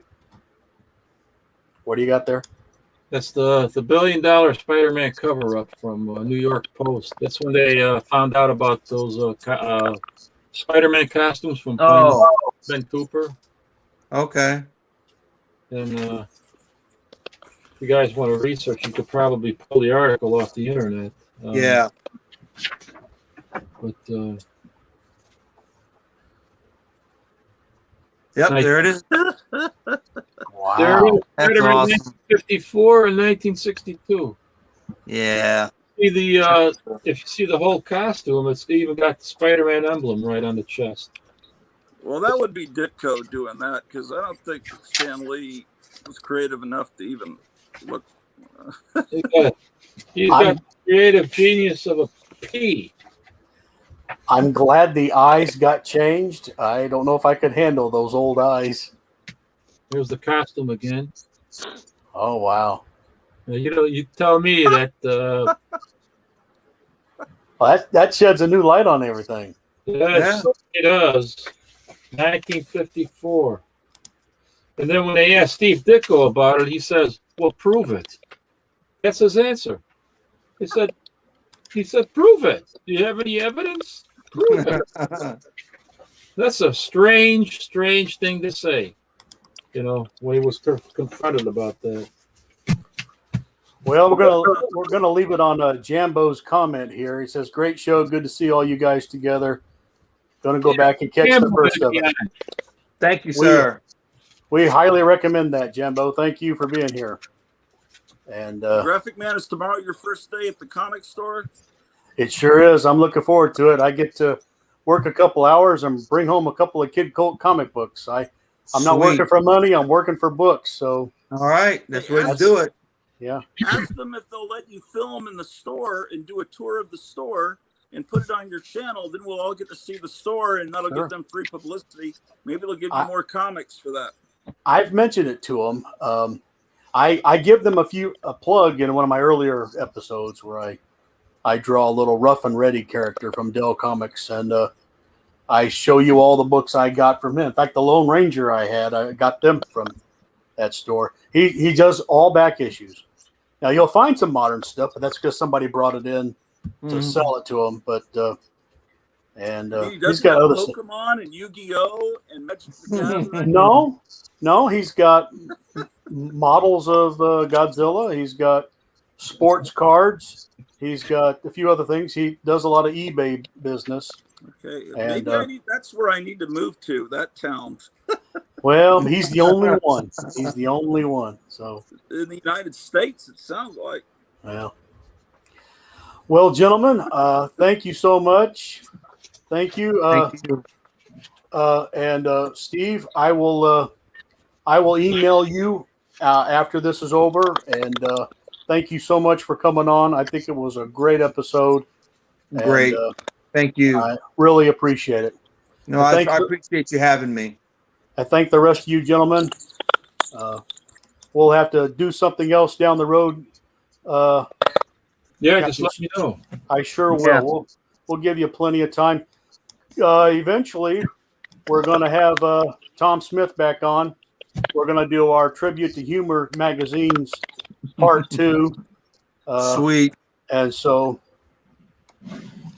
I guess we'll sign off. And until next time, happy drawing, everybody. All right, take care, guys. All right, take care. Bye. Bye. Bye.